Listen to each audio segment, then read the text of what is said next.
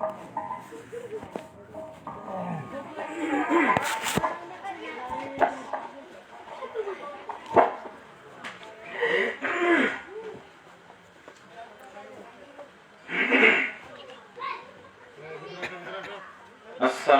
আলাইকুম ওয়া রাহমাতুল্লাহ। রাতের বেলা মনে হয় এখনো খাওয়া হয়নি, যার কারণে শরীরে অনেক শক্তি কমে গেছে, যার কারণে সালামের জবাব খুব ধীরে শুনতে পেলাম। তো আমরা একটু মুসলমানের মতো সালামের জবাব দিতে চাই। রাজি আছি তো? তাই আমরা একটু আবারও সালাম দিব। সালামের জবাবটা আমি মুসলমানের মতো দেখতে চাই। আসসালামু আলাইকুম ওয়া রাহমাতুল্লাহ। আলহামদুলিল্লাহ আলহামদুলিল্লাহ নাহমাদুহু ওয়া নাস্তাঈনুহু ওয়া নাস্তাগফিরুহু ওয়া নু'মিনু বিহি ওয়া নাতাওয়াক্কালু আলাইহি ওয়া নাউযু বিল্লাহি মিন শুরুরি আনফুসিনা ওয়া মিন সাইয়্যাতি আ'মালিনা। মান ইয়াহদিহিল্লাহু ফালা মুদিল্লা লাহু ওয়া মান ইউদ্লিলহু ফালা হাদিয়া লাহু। ونشهد أن لا إله إلا الله وحده لا شريك له ونشهد أن سيدنا نبينا حبيبنا شفيعنا مولانا محمدا عبده ورسوله صلى الله عليه وسلم. فأعوذ بالله من الشيطان الرجيم. بسم الله الرحمن الرحيم. إن الله وملائكته يصلون على النبي يا أيها الذين آمنوا صلوا عليه وسلموا تسليما. اللهم صل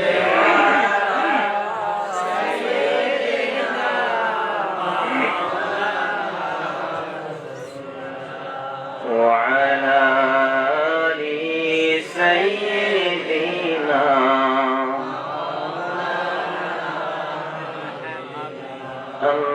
اللهم صل على سيدنا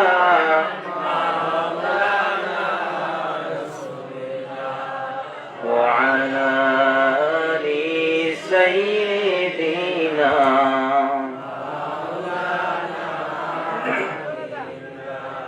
জোরে জোরে পড়ুন পড়ুন দরুদ।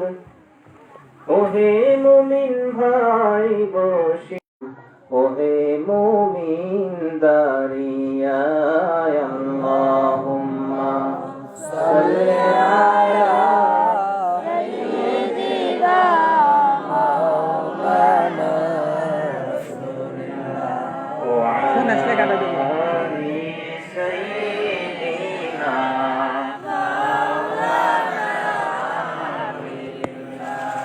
আলহামদুলিল্লাহ। যিনি আমাদেরকে অত্যন্ত মহব্বত করে আশরাফুল মাখলুকাত হিসেবে সৃষ্টি করেছেন এবং দুনিয়ার বিভিন্ন গুনাহের কাজ থেকে, দুনিয়াবি কাজ থেকে ফারেক রেখে আলাদা করে বাছাই করে আমাদেরকে যিনি এই নেক মজলিসে বসার তৌফিক দান করেছেন, বেহেশতের বাগানে বসার তৌফিক দান করেছেন, যিনি নেকি হাসিল করার তৌফিক দান করেছেন, ওনার প্রশংসা করার দরকার আছে না নাই? এজন্য আমরা প্রত্যেকেই আমাদের মন থেকে, অন্তর থেকে মুহাব্বতের সাথে জবান খুলে একটু মুসলমানের মতো বলি আলহামদুলিল্লাহ। যিনি সাইয়্যিদুল মুরসালিন, ইমামুল মুরসালিন, খাতামুন নবিয়্যিন, যার উম্মত হওয়ার জন্য সমস্ত হযরত নবী এবং রাসূল আলাইহিমুস সালাম প্রার্থনা করেছিলেন, বারে ইলাহি, আমাদেরকে হযরত নবী এবং রাসূল আলাইহিমুস সালাম না বানিয়ে যদি শেষ জামানার যিনি নবী ওনার উম্মত হিসেবে সৃষ্টি করতেন তাহলেই বেশি ভালো হতো। আমরা ওনার কাছে কখনোই প্রার্থনা করিনি, চাইনি। আল্লাহ তাআলা নিজের থেকে আমাদেরকে মহব্বত করে ওনার উম্মত হিসেবে সৃষ্টি করেছেন। এটা অত্যন্ত আনন্দের বিষয় এবং গর্বের বিষয়। এজন্য আমরা প্রত্যেকেই শুকরিয়া দান বলি সাল্লাল্লাহু আলাইহি ওয়াসাল্লাম। মহান আল্লাহ তাআলা পূর্বের যুগে মানুষদেরকে হেদায়েত করার জন্য ইবলিসের পথ থেকে সরে নিয়ে যে জান্নাত পথে নিয়ে যাওয়ার জন্য আল্লাহ তাআলা হযরত নবী এবং রাসূল আলাইহিস সালাম ওনাদেরকে পাঠিয়েছিলেন হেদায়েতের জন্য। হুজুর পাক সাল্লাল্লাহু আলাইহি ওয়াসাল্লাম তিনি আসার পর খাতামুন নবিয়্যিন, নবীগণের শেষ, এরপর আর কোন নবী রাসূল আসবেন না। কিন্তু কিয়ামত পর্যন্ত মানুষ আসবে, ইবলিস মানুষদেরকে ধোঁকা দিতেই থাকবে। সেই মানুষদেরকে সঠিক পথে নিয়ে যাওয়ার জন্য আল্লাহ পাক আগে যেরকম ব্যবস্থা রেখেছিলেন পরে কি কোনো ব্যবস্থা রাখেননি? অবশ্যই রেখেছেন। ওনারা কারা? ওনারা হচ্ছেন হক্কানি রব্বানি ওলি আল্লাহ, সুবহানাল্লাহ। আল্লাহ তাআলা যাদেরকে হক্কানি রব্বানি ওলি আল্লাহ হিসেবে দুনিয়ার জমিনে পাঠিয়ে মানুষদেরকে হেদায়েত করছেন, ওনাদের খিদমত মুবারকে লাখো কোটি দরুদ এবং সালাম বর্ষিত হতে থাক। সকলে বলি আল্লাহুম্মা আমিন। মহান আল্লাহ তাআলা পবিত্র কালামুল্লাহ শরীফ ওনার মধ্যে ইরশাদ মুবারক করেছেন, কুল বিফাদলিল্লাহি ওয়া বিরহমাতিহি ফাবিযালিকা ফালইফরাহু। হে আমার হাবিব সাল্লাল্লাহু আলাইহি ওয়াসাল্লাম, আপনি কুল কায়নাতবাসীকে জানিয়ে দিন তারা যেন প্রত্যেকেই কি করে থাকে? হুজুর পাক সাল্লাল্লাহু আলাইহি ওয়াসাল্লাম ওনাকে ফজল করম রহমাতুল লিল আলামিন হিসেবে পাওয়ার কারণে তারা যেন খুশি প্রকাশ করে। ফালইফরাহু, খুশি প্রকাশ করলে কি হবে সেটা আল্লাহ তাআলা এই আয়াত শরীফের শেষ অংশে বলে দিচ্ছেন, হুয়া খায়রুম মিম্মা ইয়াজমাউন। এই খুশি মোবারক প্রকাশ করলে তার জিন্দেগি সে যত আমল করেছে, যা কিছু সে জমা করে রেখেছে, টাকা পয়সা, ধন দৌলত, বাড়ি গাড়ি, চাকরি বাকরি, এমনকি তার যত ইবাদত সে জমা করে রেখেছে, সবকিছু থেকেও এই খুশি মোবারক প্রকাশ করাটা হুজুর পাক সাল্লাল্লাহু আলাইহি ওয়াসাল্লামকে পাওয়ার কারণে খুশি মোবারক প্রকাশ করাটা হবে তার জিন্দেগির যত আমল রয়েছে সমস্ত আমলের চেয়ে এই আমলটি হবে সর্বশ্রেষ্ঠ এবং সর্বোত্তম ইবাদত। সুবহানাল্লাহ। আল্লাহ তাআলা তিনি সুন্দর একটি ব্যবস্থা রেখে দিয়েছেন। হুজুর পাক সাল্লাল্লাহু আলাইহি ওয়াসাল্লাম ওনার জন্য আমাদের খুশি প্রকাশ করতে হবে। সাধারণত দেখা যায় আমরা যদি একজন মানুষের প্রশংসা করি এবং তার বাড়িতে কোনো খুশির আনন্দের কোনো ঘটনা ঘটেছে, আমি যদি তার বাড়িতে যে দুঃখের ঘটনা ঘটাই তাহলে কি সে আমাকে ভালোবাসবে? সবাই বলেন ভালোবাসবে কি? বাসবে না। যদি এরকম হয়ে থাকে একজনের বাড়িতে দুঃখের ঘটনা ঘটেছে, আমি সেখানে যে হাসি খুশি শুরু করে দিয়েছি, হাসি ঠাট্টা করতেছি, তাহলে কি সে আমাকে ভালোবাসবে? বাসবে না। তাহলে খুশির সাথে খুশি, দুঃখের সাথে দুঃখী হতে হবে, এটাই স্বাভাবিক কথা। তাহলে সেই খুশিটা যদি হুজুর পাক সাল্লাল্লাহু আলাইহি ওয়াসাল্লাম ওনার সাথে হয়, উনি খুশি প্রকাশ করেছেন, সাথে সাথে যদি আমি ওনার খুশির জন্য যদি আমিও খুশি মোবারক প্রকাশ করি, তাহলে আল্লাহ রাসূল সাল্লাল্লাহু আলাইহি ওয়াসাল্লাম কি খুশি হবেন না বেজার হবেন? খুশি হবেন। কারণ আল্লাহ তাআলা পবিত্র কালামুল্লাহ শরীফের মধ্যে বলে দিয়েছেন, কুল ইন কুনতুম তুহিব্বুনাল্লাহা ফাত্তাবিউনি ইউহিব্বুকুমুল্লাহ। হে আমার হাবিব সাল্লাল্লাহু আলাইহি ওয়াসাল্লাম, আপনি জানিয়ে দিন দয়া করে যারা আল্লাহ তাআলার ভালোবাসা পেতে চায়, ইন কুনতুম, যদি তোমরা পেতে চাও, শর্ত, ইনে শর্তিয়া, এখানে শর্ত করে দেওয়া হয়েছে, যদি তোমরা আল্লাহ তাআলার ভালোবাসা পেতে চাও। আমরা যদি কেউ আল্লাহ তাআলার ভালোবাসা পেতে না চাই তাহলে কি আমরা জান্নাত পাবো? সম্ভব? সম্ভব নয়। তাহলে আল্লাহ তাআলার ভালোবাসা পেতেই হবে আমাদের, ঠিক না ভাই? পেতেই হবে। আল্লাহ তাআলা শর্ত করে দিয়েছেন, যদি তোমরা আমার ভালোবাসা পেতে চাও তাহলে কি করো? হুজুর পাক সাল্লাল্লাহু আলাইহি ওয়াসাল্লাম ওনাকে তোমরা অবজ্ঞার সাথে অনুসরণ করো। ঠিক কথা কি? নাকি মহব্বতের সাথে ভালোবাসতে হবে? হিংসার সাথে ভালো অনুসরণ করতে হবে নাকি মহব্বতের সাথে করতে হবে? মহব্বতের সাথে অনুসরণ করতে হবে। তাহলে কি হবে? তাহলে তার জিন্দেগির যুনুবাকুম, আল্লাহ তাআলা তার জিন্দেগির সমস্ত গুনাহ খাতা মাফ করে দিবেন। সুবহানাল্লাহ। শুধু তাই নয়, আল্লাহু গফুরুর রহিম, আল্লাহ তাআলা ওই বান্দার উপরে ক্ষমাশীল হয়ে যাবেন এবং দয়ালু হয়ে যাবেন। সুবহানাল্লাহ। তাহলে হুজুর পাক সাল্লাল্লাহু আলাইহি ওয়াসাল্লাম ওনাকে খুশি করতে হবে, ওনার ইত্তিবা করতে হবে, ওনাকে ভালোবাসতে হবে, এটাই স্বাভাবিক কথা। আল্লাহর হাবিব হুজুর পাক সাল্লাল্লাহু আলাইহি ওয়াসাল্লাম তিনি আবার বলে দিলেন, আহিবুনি লিহুব্বিল্লাহ, তোমরা আমাকে ভালোবাসো কার জন্য? আল্লাহ তাআলার ভালোবাসা পাওয়ার জন্য। ওয়া আহিব্বু আহলা বাইতি লিহুব্বি, আর যদি তোমরা আমার ভালোবাসা পেতে চাও, তিনি আবার শর্ত করে দিলেন, তাহলে আমার আহল পরিবার যারা রয়েছেন ওনাদেরকে তোমরা ভালোবাসো। সুবহানাল্লাহ। ওনাদেরকে যদি ভালো না বাসো তাহলে আমার মহব্বত পাওয়া যাবে না। আর হুজুর পাক সাল্লাল্লাহু আলাইহি ওয়াসাল্লাম যদি মহব্বত পাওয়া না যায় তাহলে কার ভালোবাসা পাওয়া যাবে না? মহান আল্লাহ তাআলার ভালোবাসা পাওয়া যাবে না। তাহলে তিনটা কিন্তু একবারে অঙ্গাঙ্গিভাবে জড়িত রয়েছে, একটা ছাড়া আরেকটা চলবে না। ঠিক একজন মানুষ তার বডি আছে কিন্তু মাথাটা নাই, ওই মানুষ কি পূর্ণাঙ্গ না অপূর্ণাঙ্গ? তার দ্বারা কোনো কাজ হবে কি? হবে না। আমার বডিও আছে মাথাও আছে কিন্তু ভিতরে আত্মাটা নাই, তার দ্বারা কোনো কাজ হবে কি? হবে না। তার মানে আমার বডি লাগবে, মাথা লাগবে এবং আত্মাটা লাগবে, তাহলে তার দ্বারা একটা ভালো কাজ করা সম্ভব। ঠিক হুজুর পাক সাল্লাল্লাহু আলাইহি ওয়াসাল্লামের ভালোবাসা, আল্লাহ তাআলার ভালোবাসা এবং হযরত আহলে বাইত আলাইহিস সালামের ভালোবাসা একেভাবে অঙ্গাঙ্গিভাবে জড়িত। আমরা যদি নামাজ পড়তে যাই, নামাজ আমাদের জন্য নফল না ফরজ? ফরজ। এই ফরজ ইবাদত করতে যে যদি আমরা ওযু ছাড়া নামাজ পড়ি, নামাজ কি হবে? আগে আমাদের কি করতে হবে? পবিত্রতা অর্জন করতে হবে। আমি আমার শরীরে নাপাক রয়েছে, আমি ওযু করলাম, আমার শরীরে নাপাক রয়েছে কিন্তু আমি ওযু করলাম, তাহলে কি আমার নামাজ হবে?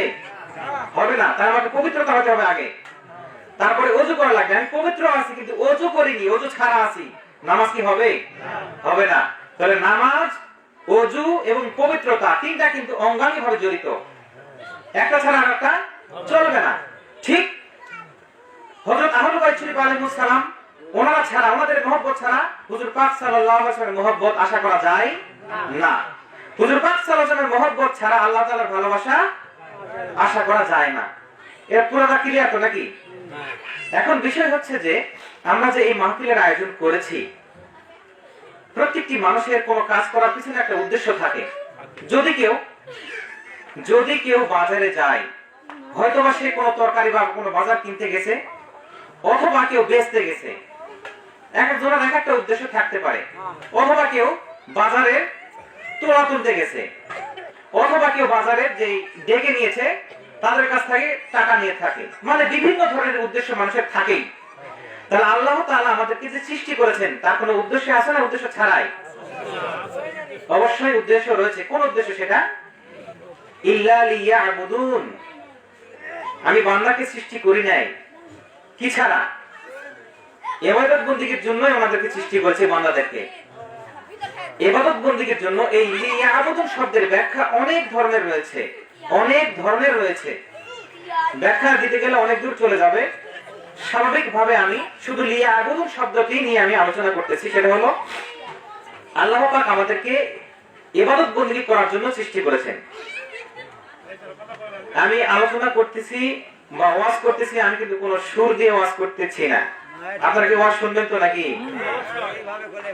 একটা আলোচনা, জাস্ট আমরা আলোচনা অনেকেই জানি, আমি যে আলোচনা করতেছি এটা আমরা অনেকেই জানি, না জানার মধ্যে নয়, কিন্তু আমলের মধ্যে কিন্তু আমরা নাই। আমরা যতটুকু জানি ততটুকু আমরা আমল করি না।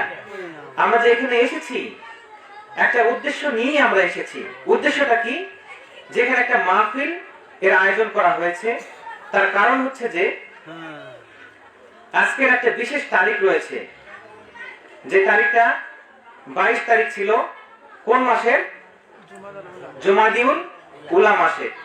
এই মাসের 22 তারিখ একটা বিশেষ ঘটনা সংঘটিত হয়েছে, একটা নয় 4টা ঘটনা। তো এই ঘটনা কোন দিকে? যে হুজুর পাক সাল্লাল্লাহু আলাইহি ওয়াসাল্লাম ওনার সাথে সংশ্লিষ্ট। হুজুর পাক সাল্লাল্লাহু আলাইহি ওয়াসাল্লামের সাথে সংশ্লিষ্ট যে কোনো বিষয় অন্যান্য যত বিষয় রয়েছে সমস্ত বিষয় থেকে অবশ্যই সর্বশ্রেষ্ঠ। সুবহানাল্লাহ।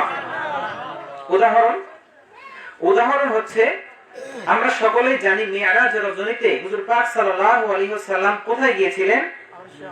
আরশে আজিম আল্লাহ তাআলা সাক্ষাতের জন্য গিয়েছিলেন। সুম্মা দানা ফাতাদাল্লা ফাকানা কাবা কাউসাইনি আও আদনা। সেখানে গিয়ে আল্লাহ তাআলার এত নিকটবর্তী হলেন হুজুর পাক সাল্লাল্লাহু আলাইহি ওয়াসাল্লাম দুই ধনুকের মাথা বরাবর হয়ে গেলেন। আও আদনা, শুধু তাই নয়, ধনুক যখন টানা হয় তীর বের হয়ে যাওয়ার উপক্রম হয় তখন কিন্তু দুই মাথাটা একত্রে কাছে চলে আসে। এরকম নিকটবর্তী হলেন। আও আদনা, তার চাইতে বেশি নিকটবর্তী হলেন। সুবহানাল্লাহ। হযরত মূসা কালিমুল্লাহ আলাইহিস সালাম তিনি যখন পাহাড়ের পাদদেশে পাহাড়ে যাচ্ছিলেন, সেখানে আল্লাহ তাআলার সঙ্গে কথা বলার জন্য তিনি উঠে যাচ্ছিলেন, এমন সময় আল্লাহ তাআলা বললেন ফাখলা'না আলাইক, আপনার স্যান্ডেল মুবারক খুলে আসুন, কারণ আরশে আজিমের ৭০,০০০ ভাগের ১ ভাগ নূর, এর ৬টা এখানে পতিত হবে। এটা অত্যন্ত পবিত্র জায়গা, আপনি আপনার স্যান্ডেল মুবারক খুলে আসুন। এই ঘটনাকে কেন্দ্র করে হুজুর পাক সাল্লাল্লাহু আলাইহি ওয়াসাল্লাম উনি তো অনেক শরাফত ব্যক্তিত্ব ছিলেন। উনি শরাফতের কারণেই তিনি আরশে আজিমে যাওয়ার সময় তিনি ওনার স্যান্ডেল মুবারক খুলতেছিলেন। আল্লাহ তাআলা বললেন, ওখানে কি বলতেছিলেন যে আপনি তাড়াতাড়ি ভালোমতো স্যান্ডেল খুলে আসুন? এরা কিন্তু বলেননি, কি বলেছিলেন? লা তাখলানা আলাইক, আপনার স্যান্ডেল মুবারক খুলে আসবেন না, কারণ আপনার স্যান্ডেল মুবারকের সঙ্গে যে ধুলাবালি লেগে আছে, এই ধুলাবালি মুবারকের আকাঙ্ক্ষিত হয়ে আছে স্বয়ং আরশে আজিম। সুবহানাল্লাহ। কখন হুজুর পাক সাল্লাল্লাহু আলাইহি ওয়াসাল্লাম ওনার স্যান্ডেল মুবারকের ধুলাবালি মুবারক পাবে আর তারা ধন্য হয়ে যাবে। সুবহানাল্লাহ। এজন্য উদ্বেগ ছিল, ধুলাবালি আমাদের গায়ে লাগলে আমরা ফেলে দেই, ঝাড়িয়ে ফেলে দেই, এর কোনো দাম নাই। কিন্তু ওই ধুলাবালির এত দাম হলো কেন? যেহেতু হুজুর পাক সাল্লাল্লাহু আলাইহি ওয়াসাল্লাম ওনার সাথে স্যান্ডেল মুবারক, ওনার সরাসরি সাথেও নাই, কিন্তু স্যান্ডেল মুবারকের সঙ্গে লেগেছিল বালি মুবারক। এই বালির মর্যাদা এত বেশি হয়ে গেল শুধু ওই সংশ্লিষ্ট হওয়ার কারণে। সুবহানাল্লাহ বলবেন না? তাহলে এখান থেকে বোঝা যাচ্ছে যে হুজুর পাক সাল্লাল্লাহু আলাইহি ওয়াসাল্লাম ওনার সাথে সংশ্লিষ্ট হওয়ার কারণে ধুলাবালির মর্যাদাও আরশে আজিমের চেয়ে বেশি হয়ে যায়। হযরত সাহাবায়ে কেরাম রাদিয়াল্লাহু তাআলা আনহুম, ওনাদের মর্যাদা আমরা সকলেই জানি। আমরা যদি গোটা উহুদ পাহাড় পরিমাণ স্বর্ণের মালিক হয়ে যাই, কখনো সম্ভব নয়। সম্ভব নাকি? উহুদ পাহাড় পরিমাণ সোনার মালিক যদি হয়ে যায়, হওয়া সম্ভব নয়। যদিও হই, তারপরে আমরা যদি এটা আল্লাহর রাস্তায় দান করে দেই, আমাদের পকেট থেকে ১০০ টাকা, ২০০ টাকা, ৫০০ টাকা, ৫০০০ টাকা, ১০০০ টাকায় বের হয় না। আমাদের বাড়ির গহনা তো দান করা দূরের কথা, আবার উহুদ পাহাড় পরিমাণ সোনা আমি দান করে দিব? সম্ভব নয়। আমাদের কলিজা ফেটে যাবে, আমি মারা যাব তো আমি ওর দান করব না। যদিও কেউ দান করে থাকে, তারপরেও হযরত সাহাবায়ে কেরাম রাদিয়াল্লাহু তাআলা আনহুম ওনারা আদাশের বা ১ সের গম বা আটা, এখন মূল্য অনেক কম এটা, এই গম বা আটা যদি ওনারা আল্লাহর রাস্তায় দান করে দেন, আদাশের আটা, আর আমরা যদি উহুদ পাহাড় পরিমাণ সোনাও আল্লাহর রাস্তায় দান করে দেই, তারপরেও ওনাদের আদাশের আটা দান করার সমান ফজিলত আমরা পাবো না। সুবহানাল্লাহ। কারণ কি? তাহলে ওনারা মানুষ, ওনাদের চোখ আছে, কান আছে, নাক আছে, মাথা আছে, সবই আছে, আমাদেরও ঠিক তাই আছে। তাহলে ওনাদের দানের মর্যাদা এত বেশি কেন? কারণ কি? কারণ হচ্ছে যে ওনারা হুজুর পাক সাল্লাল্লাহু আলাইহি ওয়াসাল্লাম ওনার সাথে ওনার হাত মোবারকে বায়াত গ্রহণ করেছিলেন, সাহাবী হয়েছিলেন, ওনার স্পর্শ পেয়েছিলেন, সোহবত মোবারক পেয়েছিলেন। সুবহানাল্লাহ। এজন্য ওনাদের মর্যাদা এত বেশি হয়েছে। আজকের তারিখ 22শে জুমাদিউল উলা। এই তারিখে হুজুর পাক সাল্লাল্লাহু আলাইহি ওয়াসাল্লাম ওনার সঙ্গে যিনি উম্মুল মুমিনিন আল উলা কুবরা আলাইহা সালাম, হযরত মা খাদিজাতুল কুবরা আলাইহা সালাম, ওনার সঙ্গে শাদী মুবারক হয়, নিসবাতুল আজিম মুবারক হয়। এই দিনে আমরা যারা বিবাহ শাদী করেছি, আমরা বিয়ের দিন কি বেজার ছিলাম না খুশি ছিলাম? সবাই বলেননি? অনেকে বেজার ছিলেন মনে হয়। এখন যারা ছোট বাচ্চারা আছে তাদেরকেও বিয়ের কথা বলবেন, তারাও হাসি খুশি লাগে উঠবে। যারা বোঝেনি ঠিক মতো তারপরে তারা বিয়ের কথা শুনলে হাসি ওঠে, তার মানে এটা একটা খুশিরই বিষয়। হুজুর পাক সাল্লাল্লাহু আলাইহি ওয়াসাল্লাম তিনি এই দিন কি করেছিলেন? শাদী মোবারক করেছিলেন। তিনি কি বেজার ছিলেন না খুশি ছিলেন? ফালিয়াফরাহু কোন জায়গায় এখন দেখছেন তো? ফালিয়াফরাহু, তোমরা খুশি মোবারক প্রকাশ করো। তাহলে আল্লাহ রাসূল সাল্লাল্লাহু আলাইহি ওয়াসাল্লাম তিনি খুশি মোবারক প্রকাশ করেছেন এই দিনে। আমি প্রথমে একটা কথা বলেছিলাম, কারো বাড়িতে বা কারো কাছে যাই যদি তারা কেউ দুঃখ প্রকাশ করে, আমি সেখানে যা খুশি প্রকাশ করি, তাহলে কিন্তু আমাকে ভালোবাসবে না। আর যদি তার খুশিতে যদি আমি খুশি প্রকাশ করি, তাহলে ভালোবাসা পাওয়া যাবে। আল্লাহ রাসূল সাল্লাল্লাহু আলাইহি ওয়াসাল্লাম তিনি খুশি হয়েছিলেন, তাহলে আমরা যদি খুশি হই, তাহলে সেই খুশির সাথে খুশি যদি একটু মিলে যায়, উনি যদি একটু সন্তুষ্টি আমাদের প্রতি প্রকাশ করে থাকেন, এক কাতরা যদি আমাদের সন্তুষ্টি পাওয়া যায়, আল্লাহ তাআলার যদি একটু সন্তুষ্টি পাওয়া যায়, তাহলে আমাদের জিন্দেগি পুরোটাই কামিয়াব হয়ে যাবে। সুবহানাল্লাহ। আমরা সেই আশায় কিন্তু এই মাহফিলের আয়োজন করেছি, ঠিক কিনা? সেই একটু এক কাতরা ওনার মহব্বত, ওনাদের সন্তুষ্টি অর্জনের জন্য এই মাহফিলের আয়োজন করা হয়েছে। সুতরাং এই মাহফিলগুলো এত গুরুত্বপূর্ণ মাহফিল, যাদের সম্পর্কে করা হচ্ছে, ওনাদের বিষয় নিয়ে কিন্তু এখানে আলোচনা করা হচ্ছে। তাহলে সংশ্লিষ্ট যে কোনো বিষয় যদি মর্যাদা বেশি হয়ে যায়, ধুলাবালির মর্যাদা যদি এত বেশি হয়ে যায়, তাহলে ওনাদের শাদী মোবারকের বিষয়ে আলোচনা করা হচ্ছে, ওনাদের ইন্তিকাল দিবস নিয়ে আলোচনা করা হচ্ছে, ওনাদের জীবনী মোবারক নিয়ে আলোচনা করা হচ্ছে, তাহলে সেই মজলিসের মর্যাদা অন্যান্য মজলিসের চাইতে কম হবে না বেশি হবে? অবশ্যই বেশি হবে। তাহলে মনোযোগ কতটুকু দিতে হবে? পরিপূর্ণ মনোযোগ আমাদেরকে এই আলোচনার মধ্যে দিতে হবে, তাহলে আমাদের কামিয়াবি অর্জন করা যাবে। কারণ আমার বাড়িতে আলো দরকার, সূর্য উঠেছে, আমি দরজাগুলো বন্ধ রেখেছি, বাড়িতে আমি আলো পাবো না। বাড়িতে খুব গরম ধরেছে, এদিকে বাইরে খুব বাতাস হচ্ছে, কিন্তু আমি সব দরজা জানালা বন্ধ করে রেখেছি, বাতাস কি ঢুকবে? ঢুকবে না। যেখানে ইন্না যিকরাস সালিহিনা তানজিলুর রাহমা, যেখানে একজন সালিহিন শ্রেণীর ওলি আল্লাহর বান্দার আলোচনা করা হয় থাকে, সেখানে আল্লাহ তাআলার রহমত নাযিল হয়ে থাকে। সুবহানাল্লাহ। আর যেখানে যিনি স্বয়ং রহমাতুল লিল আলামিন, ওনার যেখানে আলোচনা করা হয়ে থাকে, সেখানে কি নাযিল হবে? সেখানে রহমতে খাস নাযিল হবে। সুবহানাল্লাহ। তাহলে সেই রহমতের যখন নাযিল হচ্ছে, তখন যদি আমরা ঘুমায়ে থাকি, এদিক ওদিক মনোযোগ দিয়ে থাকি, অন্য চিন্তা দিয়ে থাকি, হুজুরের কোন কথায় ভুল ধরা যায়, এই চিন্তায় যদি থাকি, দরজাটা বন্ধ করে রাখলাম, তাহলে কি আমি রহমত পাবো? আশা করা যায়? আশা করা যায় না। কোন কোন ব্যক্তি দেখা যায় মসজিদে থেকেও বাজারের যারা গুনাহ খাতা করতেছে, সেই মসজিদে বসে থেকেও বাজারের গুনাহ খাতা তার কাঁধের মধ্যে চলে আসে। অনেক ব্যক্তি বাজারে বসে আছে, সে ব্যক্তি মসজিদের নামাজ পড়ার ফজিলত সে ব্যক্তি পেয়ে যাচ্ছে। সুবহানাল্লাহ। এরকম ঘটনা শুনছেন কি আপনারা? আছে, ঘটনা আছে। যে ব্যক্তির অন্তরটা মসজিদে বসে আছে, কিন্তু তার অন্তরটা বাজারে গিয়ে পড়ে আছে, টাকা পয়সার খেয়াল, ব্যবসা বাণিজ্যের খেয়াল, মসজিদে নামাজ পড়তে আছে, খেয়াল আছে ওইদিকে, সে কিন্তু নেকি পেল না। সে কি পেল? সে ওই বাজারে যে গুনাহ খাতা সেগুলো সে পেল। কিন্তু একজন বাজারে গেছে, কিন্তু তার মনটা খুব ছটফট করতেছে নামাজের জন্য, মসজিদ থাকতে পারলে আমরা কত না এখন সওয়াব হতো, কত ফজিলত পেতে পারতাম। এই ব্যক্তিটা বাজারে বসে বসে তার অন্তরটা মসজিদে পড়ে আসে, এর জন্য সেই ব্যক্তির রহমতের নাযিল হয়ে যায় তার উপরে। সুবহানাল্লাহ। ঠিক বিষয়গুলি এইরকমই। তাই আমরা রহমত নিতে আসছি, অল্প কিছুক্ষণ সময় আমরা এখানে থাকবো, আলোচনা শুনবো, আলোচনা করব, বেশি সময় নয়। আমাদের জিন্দেগির অর্ধেক আমরা ঘুমিয়ে কাটিয়ে দেই, হাসি খেলা অন্যান্য কথাবার্তা সেগুলো তো আছেই, ঘুমিয়ে আমরা অর্ধেক কাটিয়ে দেই। তাহলে ইবাদতের জন্য আমরা কতটুকু সময় কাটালাম? যদি এগুলো আমরা ফিকির করে দেখি, আমাদের ইবাদতের জন্য অল্প কিছু সময় আমরা ব্যয় করেছি, তার মধ্যেও আবার এই ইবাদতের মধ্যেও যে কত ধরনের গাফলতি আছে, আবার কত রকমের মানুষ দেখানো ইবাদত আছে, রিয়া আছে, তা বলে শেষ করার মতো নয়।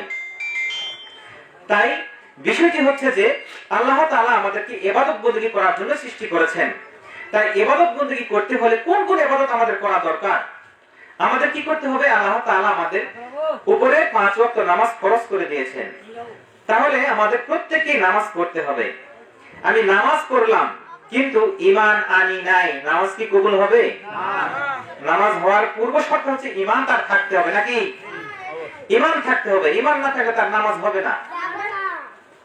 এই আমরা ঈমান এনেছি, এরপরে আমরা নামাজ আদায় করব 5 ওয়াক্ত, রোজা করব, এরপরে আমরা হয়ে থাকে একটা সম্পদে আর একটা হচ্ছে ফসলে। ফসলের যাকাতকে বলা হয় থাকে ওশর, আমরা 5 ওয়াক্ত নামাজ পড়ে থাকি কিন্তু হারাম খাদ্য খাই, নামাজ কি কবুল হবে? হবে না। যে কোনো ইবাদত বন্দী কবুল হওয়ার পূর্ব শর্ত হচ্ছে তাকে হালাল খাদ্য খেতে হবে। যদি কেউ 1 পয়সা হারাম খাদ্য খায় তাহলে তার 40 দিন ইবাদত কবুল হবে না। আমি যদি আমার ফসল আমি ফলাই জমিতে, সেই ফসল 20 ভাগের 1 ভাগ যেটা আমি পরিশ্রম করে ফলিয়েছি, এটা যদি না দেই, সঠিক জায়গাতে যদি আমি না দিয়ে থাকি, আমি সম্পূর্ণটা খেয়ে নিলাম, তা আমি হারাম খালাম। এই হারাম খাওয়ার কারণে, আমার মধ্যে হারাম ঢোকার কারণে আমার ইবাদত বন্দী কবুল আর হচ্ছে না। কারণ বলা হয়েছে নামাজ মানুষকে ফাহিশা কাজ থেকে কি করে রাখে?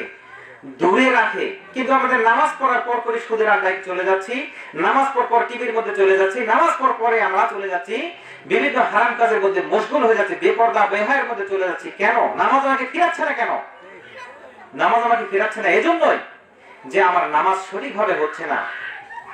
নামাজ যদি সঠিকভাবে হয়ে থাকে, আল্লাহ তাআলা তাকে কুদরতি রিজিকের ব্যবস্থা করে দিবেন। সুবহানাল্লাহ। কিভাবে? এ সম্পর্কে একটি ঘটনা উল্লেখ করা হয়ে থাকে। একজন এক এলাকায় হযরত হাসান বসরি রাহমাতুল্লাহি আলাইহি, নাম শুনেছেন তো আপনারা?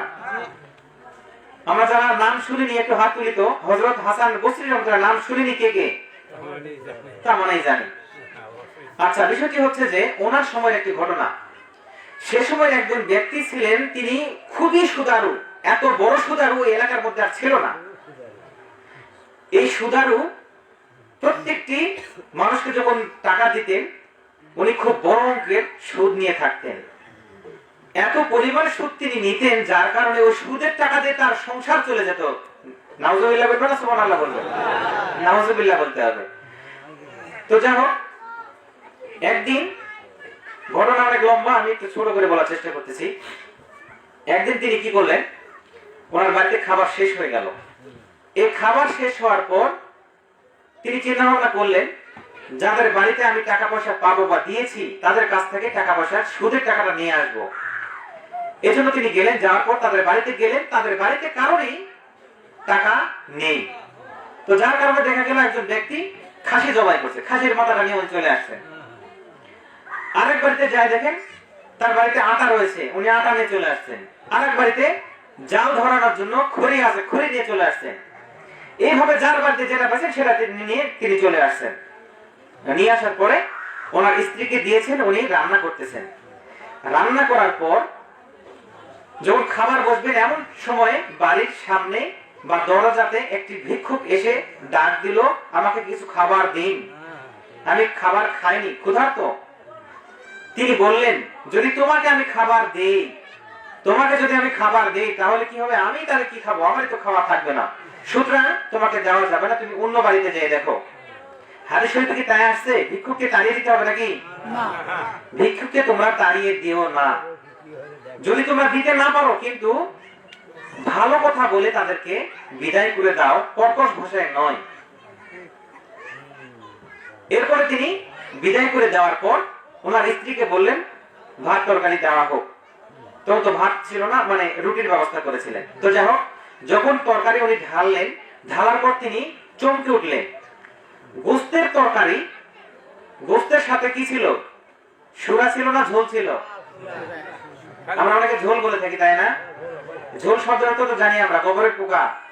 তো যাই হোক, আমরা সুরা বলবো, সুরাটা আরবি কথা, সুরবা বলা হয়ে থাকে আরবিতে। তো যাই হোক, গোস্তের সুরাটা যখন ঢালতেছেন বাটিতে, গোস্ত পড়ার পর সাথে সাথে সেগুলো তাজা রক্ত পরিণত হয়ে গেল। সুবহানাল্লাহ বলবেন না নাউজুবিল্লাহ? নাউজুবিল্লাহ বলতে হবে। এরপরে ওনার স্ত্রী আটকে উঠলো, চমকে উঠলো, সাথে সাথে ওনার স্বামীকে দেখালেন। তিনি বললেন যে এই অবস্থা হয়েছে।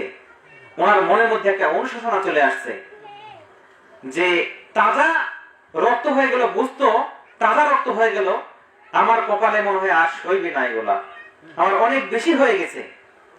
এই একটা অনুশোচনা মনের মধ্যে আসলো। এই অনুশোচনায় কিছুটা একটা তওবার নামান্তর হয়ে যায়। যে ব্যক্তি হারাম কাজ করে, তার মনের মধ্যে কোনো অনুশোচনা আসে না, সে বুঝতে পরিপূর্ণ মুসলমান নয়। কারণ একজন মুসলমান যদি হয়ে থাকে, তার মনের মধ্যে হারাম কাজ করার সাথে সাথে একটা ধাক্কা খাবে। তার মনেই বলে দিবে যে একটা হারাম কাজ করে ফেলেছি, আমি অপরাধ করে ফেলেছি। তার তীরের মতো একটা ভিতর তার আঘাত লাগবে। কিন্তু আজকালকার মানুষ অহরহ বেপর্দা হচ্ছে, মহিলার সঙ্গে কথাবার্তা বলতেছে, এমন এমন হুজুরও রয়েছে যারা মহিলাদেরকে সরাসরি সামনে হাত দিয়ে বা হোক মাথায় হাত দিয়ে ফু দিয়ে ঝাড়িয়ে দেয়, আছে না নাই? এই হুজুরগুলোর কারণে অরিজিনাল হুজুরের দাম মানুষ দেয় না। এই হুজুরগুলোর কারণে অনেক মানুষ অরিজিনাল হুজুরদেরকে দাম দেয় না। কারণ হুজুরা মনে হয় এরকমই, মা চাচি খালা বলে বাড়ির মধ্যে ঢুকে যায়, বাড়ির মধ্যে পুরুষ নাই, ঢুকে যায়, পানে ঢোকসায় পান খাওয়া শুরু করে দিল, আর এদিকে টিভি জুড়ে দিল, খবর দেখতেছি। বাড়ির কর্তা এসে বললো, কি ব্যাপার তুমি ইমাম সাহেব এখানে কেন? তো চাচা আমি একটু টিভি দেখতে খবর দেখতে আসছি। টিভি বলা তো খবর দেখতে আসছি। কেন বাড়ির মধ্যে কোনো পুরুষ মানুষ তুমি কেন আসছো? এই হুজুরগুলোর কারণে যারা অরিজিনাল হুজুর তাদের বদনাম হবে কি হবে না? এখন মানুষ তালগুলো হারাই ফেলছে, তাদের মাথার টুপি আছে, অরিজিনাল হুজুরদের মাথার টুপি আছে, তাহলে হুজুররা সবাই একই রকম। কিন্তু না, সবকিছু একরকম নয়। এক ডাক্তার না হলে আরেক ডাক্তারের কাছে যাওয়া লাগে, আরেক ডাক্তারের কাছে যেতে হয়। এক অসুখ এক জায়গায় ভালো হয় না, অনেক অনেক ডাক্তারের কাছে যাওয়া লাগে। ডাক্তাররাই সবাই একরকম নয়, তাহলে হুজুররা একরকম সবাই হলো কিভাবে? সবকিছুই একরকম নয়, দেখতে এক হলেও বিভিন্ন জায়গায় ভিন্ন ধর্মী রয়েছে। তো যাই হোক, এই অনুশোচনা বিষয়টা যেটা বলছিলাম, হযরত মুসা কালিমুল্লাহ আলাইহিস সালাম তিনি আল্লাহ তাআলার কাছে ফরিয়াদ করেছিলেন, আল্লাহ পাক, এই জায়গাটা একটু মনে রাখেন। হযরত মুসা কালিমুল্লাহ আলাইহিস সালাম তিনি বললেন, আল্লাহ পাক, আমি আমার উম্মতের মধ্যে সবচেয়ে যে বেশি গুনাহগার তাকে আমি দেখতে চাই, আল্লাহ পাক আমাকে একটু দেখান। আল্লাহ তাআলা ওনার আরজুকে ফরিয়াদকে কবুল করে নিলেন এবং বললেন যে আপনি রাস্তার অমুক জায়গায় যাই মোড়ে দাঁড়ান। প্রথম সকালে যে ব্যক্তিটা যাবে সে ব্যক্তিটাই হবে সবচাইতে আপনার উম্মতের মধ্যে গুনাহগার, নাউজুবিল্লাহ। তিনি দাঁড়িয়ে থাকলেন, তিনি দেখলেন একজন ব্যক্তি তার সঙ্গে একটা ছোট বাচ্চা সন্তানকে নিয়ে পেরিয়ে যাচ্ছে রাস্তাটা। তিনি আফসোস করলেন, এই আমার উম্মতের মধ্যে সবচেয়ে গুনাহগার ব্যক্তি, তিনি একটু আফসোস করলেন। এরপর তিনি ফরিয়াদ করলেন, আল্লাহ পাক, আমি আমার উম্মতের মধ্যে সবচেয়ে বেশি নেককারকে, আমি তাকে একটু দেখতে চাই। তখন আল্লাহ তাআলা বললেন, আপনি সন্ধ্যার আগে যে দেখবেন সবার শেষে, রাত হওয়ার আগে সবার শেষে যে ব্যক্তি যাবে সে ব্যক্তি আপনার উম্মতের মধ্যে সবচেয়ে নেককার বান্দা হবে। তিনি সে সময় যে এখানে অপেক্ষা করতে লাগলেন, ওই সময় একজন ব্যক্তি সেখান দিয়ে পার হচ্ছিলেন। তিনি দেখলেন, দেখে আশ্চর্য হয়ে গেলেন, সকালবেলা যে ব্যক্তি গিয়েছিল গুনাহগার ব্যক্তি, সেই ব্যক্তি আবার আসতেছে সন্ধ্যার সময়। কি ঘটনা? আল্লাহ পাক, আমি তো ওই ব্যক্তিকে দেখতেছি যে ব্যক্তি সবচেয়ে বেশি গুনাহগার ছিল। তখন আল্লাহ পাকের কাছে পড়ে আল্লাহ পাক জানালেন, হ্যাঁ উনি সবচেয়ে বেশি গুনাহগার ছিলেন, এখন আপনার উম্মতের মধ্যে সবচেয়ে বেশি নেককার এখন উনি হয়েছেন। সুবহানাল্লাহ। কি কারণ? আল্লাহ পাক আমি একটু জানতে চাই। তখন আল্লাহ তাআলা ওনাকে জানালেন যে উনি গেলেন বনের দিকে, জঙ্গলের দিকে গেলেন, যাওয়ার পর তিনি ওনার কাজকর্ম করতেছিলেন। এমন সময় ওনার সন্তান ওনাকে জিজ্ঞাসা করলেন, বাবা এই বনটি কত বড়? তিনি বললেন, এই বনটি অনেক বড়। সন্তানটি বললেন, বাবা এর চেয়ে বড় কিছু নাই? তিনি বললেন, হ্যাঁ আছে সাগর। তিনি বললেন, এর চেয়ে বড় কিছু নাই? হ্যাঁ আছে পাহাড়। তার চেয়ে বড় কিছু নাই? হ্যাঁ আছে। কি? সেটা হচ্ছে আকাশ, আসমান। আল্লাহ পাক, বাবা এর চেয়ে বড় কিছু নাই? তখন ওনার বাবা জবাব দিলেন, হ্যাঁ আছে। এই আছে বলেই তিনি বললেন যে এই আকাশের চাইতে সবচেয়ে বেশি আছে আমার হচ্ছে গুনাহ। আমার গুনাহটা এতই বেশি হয়ে গেছে যে আসমানের চাইতে বেশি হয়ে গেছে, আমি এত গুনাহ খাতা করেছি। আমার পাহাড় চাইতে বেশি হয়েছে, জমি থেকে আসমান পর্যন্ত আমার গুনাহ খাতা ঠেকে গিয়েছে, এত গুনাহ খাতা আমি করেছি। তখন সন্তান আবার জিজ্ঞাসা করলো, বাবা আপনার গুনাহ চাইতে বড় কিছু নাই? যখন এই কথাটা বলার সাথে সাথে ওনার চোখ থেকে একটু পানি বের হতে লাগলো এবং পানি বের হয়ে বলল, হ্যাঁ বাবা আছে। তবে সেটা হচ্ছে আল্লাহ তাআলার রহমত। সুবহানাল্লাহ। আল্লাহ তাআলার রহমত আমার গুনাহ চাইতেও অনেক বেশি। সুবহানাল্লাহ। আল্লাহ তাআলা বলেন, এই যে বান্দা যখন এই কথা বলল, ভিতরে তার একটা অনুশোচনা আসলো। মুমিন বান্দাদের ভিতরে একটি অনুশোচনা আসে। যখন একটি অনুশোচনা আসলো, তার চোখ দিয়ে একটু পানি বের হলো, যার কারণে তার জীবনের যত গুনাহ খাতা রয়েছে আমি সমস্ত গুনাহ খাতা মাফ করে নিষ্পাপ বানিয়ে দিয়েছি। সুবহানাল্লাহ। আপনার উম্মতের মধ্যে সর্বনিকৃষ্ট অর্থাৎ সবচেয়ে বেশি গুনাহগার বান্দাকে আমি সর্বোৎকৃষ্ট সবচেয়ে নেককার বান্দায় পরিণত করে দিলাম। সুবহানাল্লাহ। এই যে অনুশোচনা, এই অনুশোচনা এই ব্যক্তির মধ্যে, সুদারুর মধ্যে আসলো। এই অনুশোচনা এসে তিনি বললেন, আমার সময় মনে হয় শেষ, আমার এই হারাম খাওয়ার সময় মনে হয় শেষ হয়েছে। তিনি চিন্তা ভাবনা করলেন, যেহেতু এখন আমার সময় শেষ, তওবা করার সময় হয়েছে, আমাকে যেতে হবে একজন হক্কানি রব্বানি ওলি আল্লাহর কাছে। সুবহানাল্লাহ। ওই ব্যক্তির মনে তো এরকম আসেনি একজন মন্ডলের কাছে যাওয়া লাগবে, চেয়ারম্যানের কাছে যাওয়া লাগবে, মেম্বারের কাছে যাওয়া লাগবে, এমপির কাছে যাওয়া লাগবে, এই ধরনের মানসিকতা ওনার আসেনি। কি আসলো? একজন হক্কানি রব্বানি ওলি আল্লাহ বুজুর্গ ব্যক্তির কাছে যেতে হবে। ওনার মনে এটাই আসলো, যার কারণে তিনি মনে মনে চিন্তা করে দেখলেন এখানে সবচেয়ে বুজুর্গ ব্যক্তি হচ্ছেন হযরত ইমাম হাসান বসরি রাহমাতুল্লাহি আলাইহি। সুবহানাল্লাহ। তিনি যেতে লাগলেন।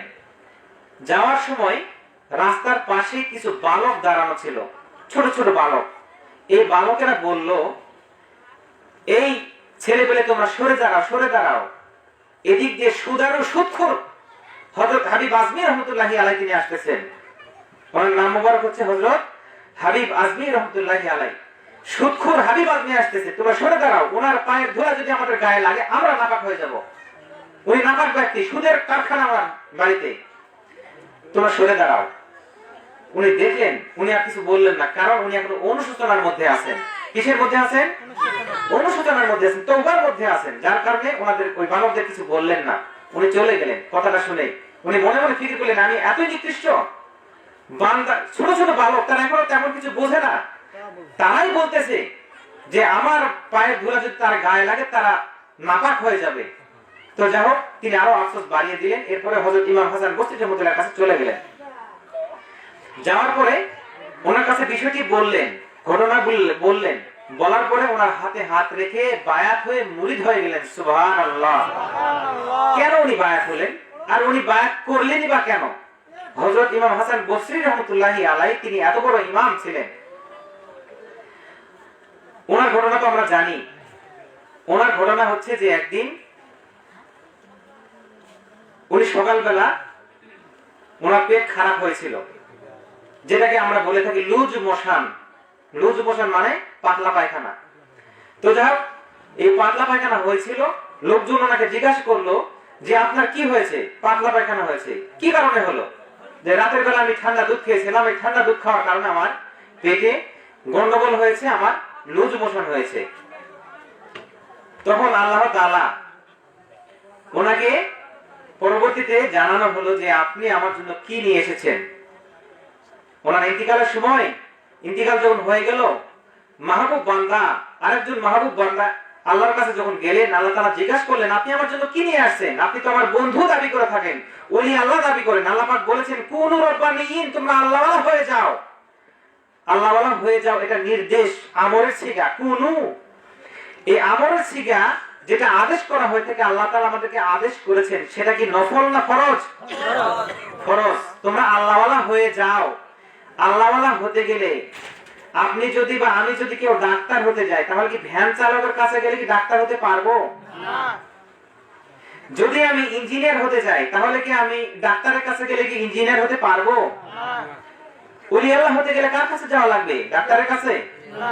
কার কাছে যাওয়া লাগবে?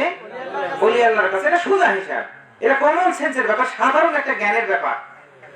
ওলি আল্লাহ হওয়ার জন্য আল্লাহ পাক নির্দেশ করেছেন, আর ওলি আল্লাহ হতে গেলে অবশ্যই একজন ওলি আল্লাহর কাছেই যেতে হবে, ডাক্তারের কাছে গেলে হবে না। তো যাই হোক, আল্লাহ তাআলা বললেন আপনি আমার জন্য কি নিয়ে এসেছেন?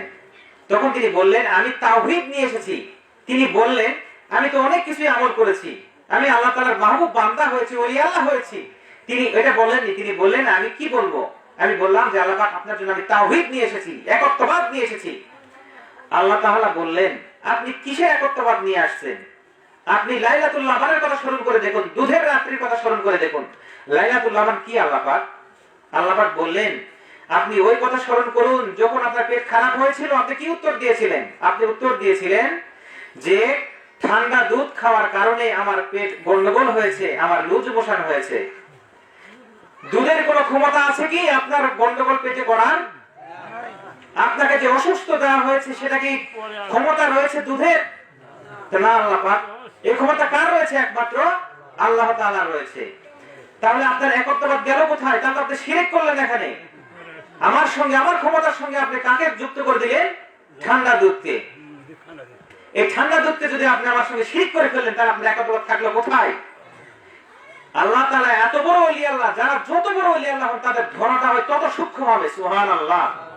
হযরত সুফিয়ান সাউরি রাহমাতুল্লাহি আলাইহি তিনি যখন বাথরুম থেকে উল্টা পাল্টা করলেন, বাথরুমে কোন পায়ে ঢুকতে হবে? বাঁ পায়ে ঢুকতে হবে। বের হওয়ার সময় ডান পায়ে বের হতে হবে। উনি একটু উল্টা পাল্টা করে ফেললেন, একটু উল্টা পাল্টা, ডান পায়ের জায়গা বাম পা করে ফেললেন। সাথে সাথে আল্লাহ পাক ওহী নাযিল ইলহাম করে দিলেন, হে সাউর বলে ওনাকে ষাঁড় বা বলদ বলে আখ্যায়িত করলেন। উনি অজ্ঞান হয়ে গেলেন। আপনি ওলি দাবি করেন, অথচ বাথরুমে ঢোকার সময় আপনি উল্টা পাল্টা করেন, আপনি কিসের ওলি হলেন আপনি? আর আমরা বাথরুমে যে কয় পায়ে যাই আর কয় পায়ে আসে কোনো ঠিক ঠিকানা আছে কি? আমরা মসজিদের মধ্যে কোন পায়ে ঢুকি আর কোন পায়ে বের হই কোনো ঠিক ঠিকানা আছে কি? আমরা যখন জামা কাপড় পরবো, ডান হাত আগে ঢুকায় দেওয়াটা হচ্ছে সুন্নতের অন্তর্ভুক্ত। এটা একটা ইবাদত, সুন্নত। আর বের করার সময়, খোলার সময়, বের করার সময় বাম হাত খোলাটা হচ্ছে সুন্নত। এরপর আমরা ডান পা যখন আমরা স্যান্ডেল ঢুকাবো, ডান পায়ে ঢুকানোটা সুন্নত আর বাম পায়ে খোলাটা সুন্নত। এখন আমাদের কাছে কি একবারও ইলহাম আসছে যে উল্টা পাল্টা হলো? কেন আসছে? কি কেন আসেনি? আমরা ওইরকম এখন আল্লাহ তাআলা খাস পেয়ারা বান্দা হতে পারিনি। যারা পেয়েছেন ওনাদেরকে সেইভাবে সূক্ষ্মভাবে ওনাদেরকে ধরা হয়ে থাকে। তো যাই হোক, হযরত হাসান বসরি রাহমাতুল্লাহি আলাইহি তখন তিনি আর জবাব দিতে পারলেন না। তিনি বললেন, আল্লাহ পাক আমি কখনো ফিকিরই করিনি। তাহলে তিনি এত বড় একজন ওলি আল্লাহ ছিলেন। তিনি বায়াত করালেন কাকে? মুরিদ করলেন কাকে? হযরত হাবিব আজমি রাহমাতুল্লাহি আলাইহি ওনাকে বায়াত করালেন। এখন বায়াত কোত্থেকে আসলো, কেন আসলো? এটা আমরা দেখি হুজুর পাক সাল্লাল্লাহু আলাইহি ওয়াসাল্লাম ওনার কাছে যখন কোন মানুষ মুসলমান হবেন তখন কিভাবে মুসলমান হতেন? ওনার হাতে হাত মোবারক রেখে তওবা করে কালেমা শাহাদাত পড়ে কালেমা তাইয়্যিবা পড়ে ওনারা কি হয়ে যেতেন? মুসলমান হয়ে যেতেন। সুবহানাল্লাহ।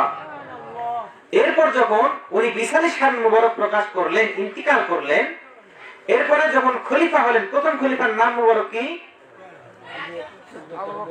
হযরত সিদ্দিক আকবর আলাইহিস সালাম, হযরত আবু বকর সিদ্দিক আলাইহিস সালাম তিনি। সুবহানাল্লাহ। উনি হচ্ছেন প্রথম খলিফা। দ্বিতীয় খলিফার নাম মোবারক আমরা এমন মুসলমান শরীফ জানিও না মনে হয়। হযরত ফারুক আযম আলাইহিস সালাম তিনি হচ্ছেন দ্বিতীয় খলিফা। তৃতীয় খলিফা হযরত উসমান জুন নুরাইন আলাইহিস সালাম তিনি। সুবহানাল্লাহ। চতুর্থ খলিফা হযরত কাররামাল্লাহু ওয়াজহাহু আলাইহিস সালাম তিনি হচ্ছেন চতুর্থ খলিফা। এই প্রথম খলিফা যখন তিনি হলেন, সমস্ত মুসলমান তারা কিন্তু সাহাবী ছিলেন।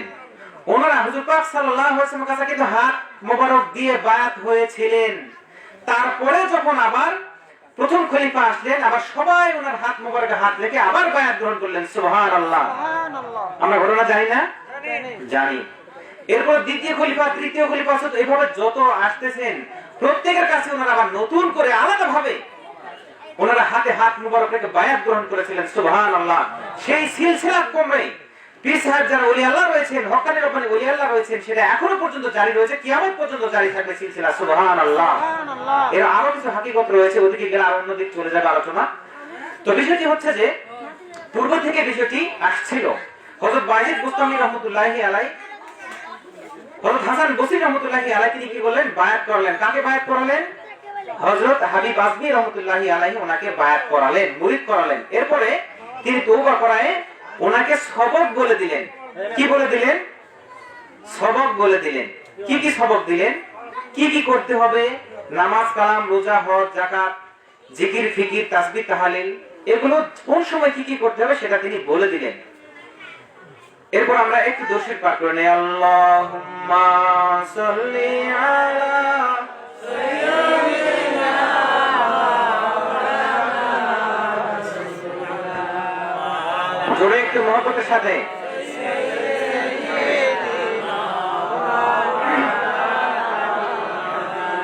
আল্লাহুম্মা সাল্লি আলা সাইয়্যিদিনা মাওলানা রাসূলুল্লাহ ওয়া আলা আলি সাইয়্যিদিনা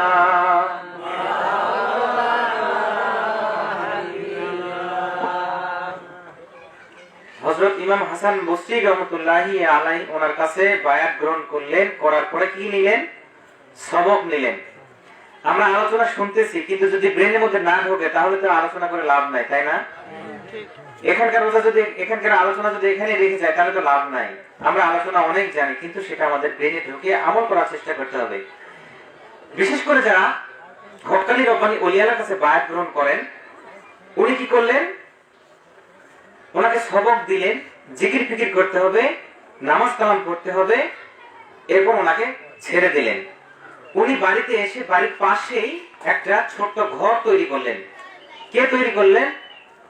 ওই যে সুদারু হযরত হাবিব আজমি রহমতুল্লাহি আলাইহি, তিনি সেখানে ঘর একটি তৈরি করে সেখানে নামাজ কালাম তিনি 5 ওয়াক্ত পড়তে লাগলেন এবং জিকির ফিকির ধ্যানমগ্ন থাকতে লাগলেন।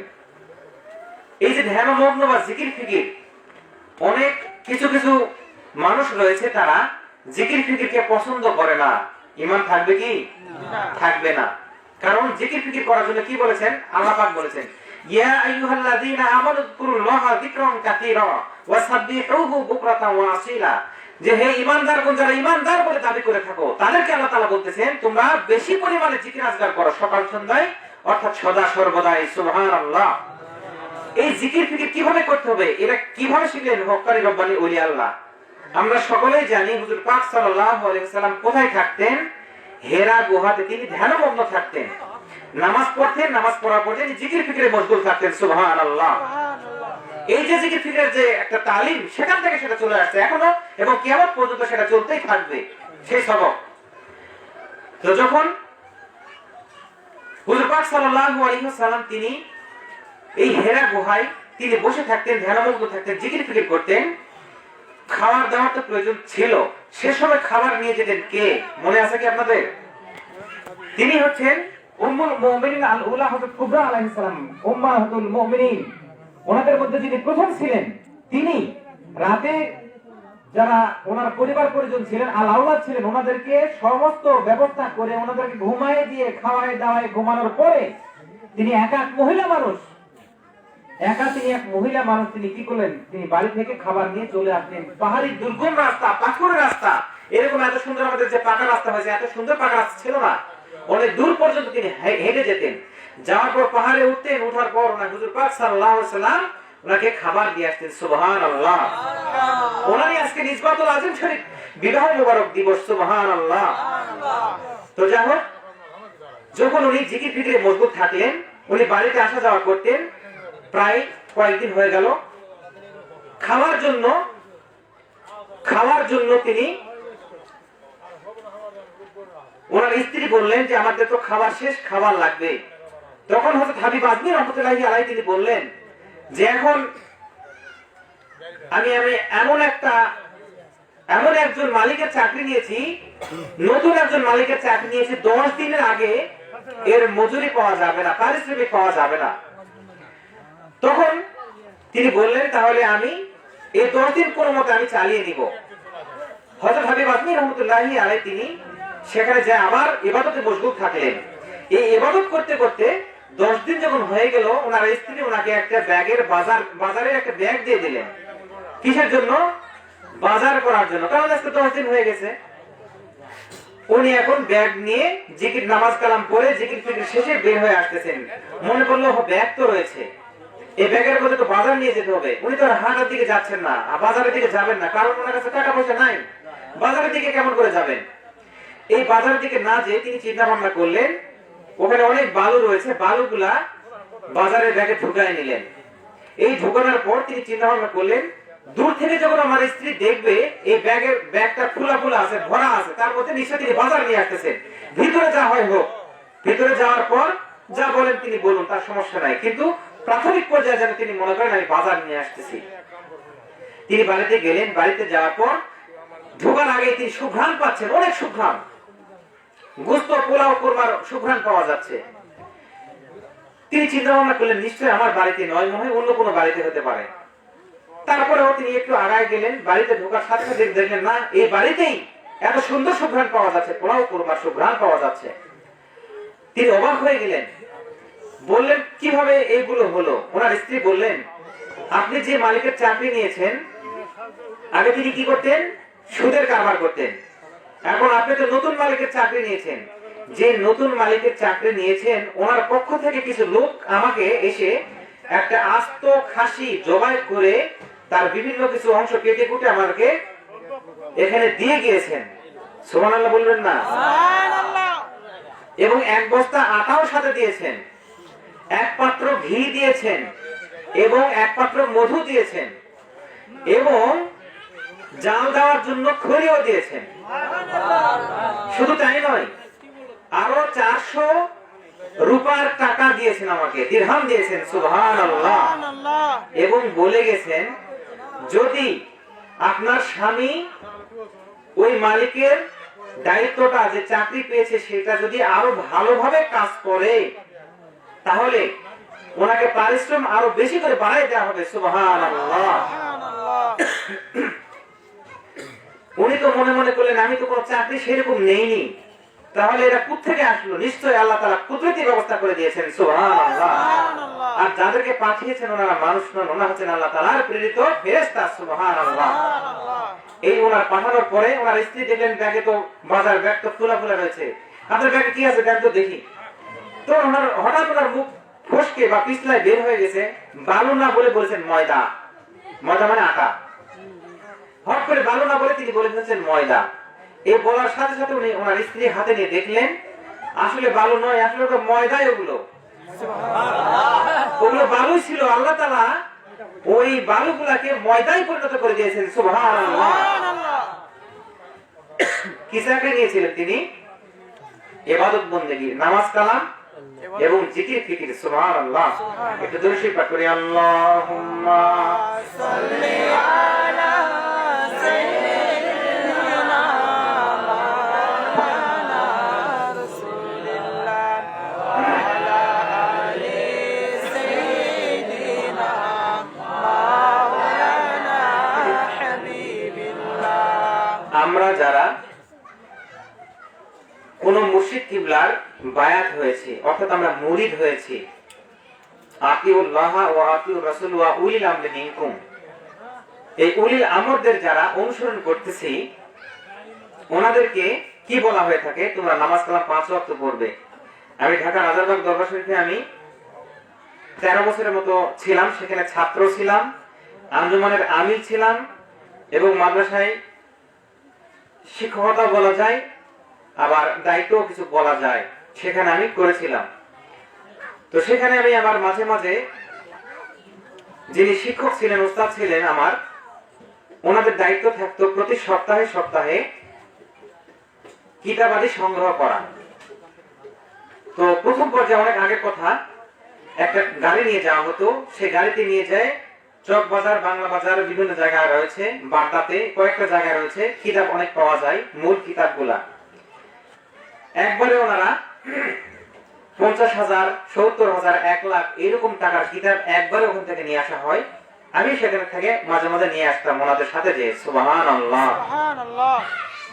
আমার পূর্বের আলোচক তিনি বললেন যে এরকম কিতাবাদির এখানে অনেক রয়েছে। বাস্তব তাই, এত কিতাবাদি রয়েছে যে আমি মাঝে মাঝে ডাটা এন্ট্রি করতাম, কোন কোন কিতাব নিয়ে আসা হলো, কোন লেখক, কোন জায়গার দাম কত, কতদিন আগে প্রকাশ করা হয়েছে, এই ধরনের অনেকগুলো বিষয় সেখানে ডাটা এন্ট্রি করা হয়ে থাকে, কম্পিউটারের মধ্যে উঠানো হয়ে থাকে।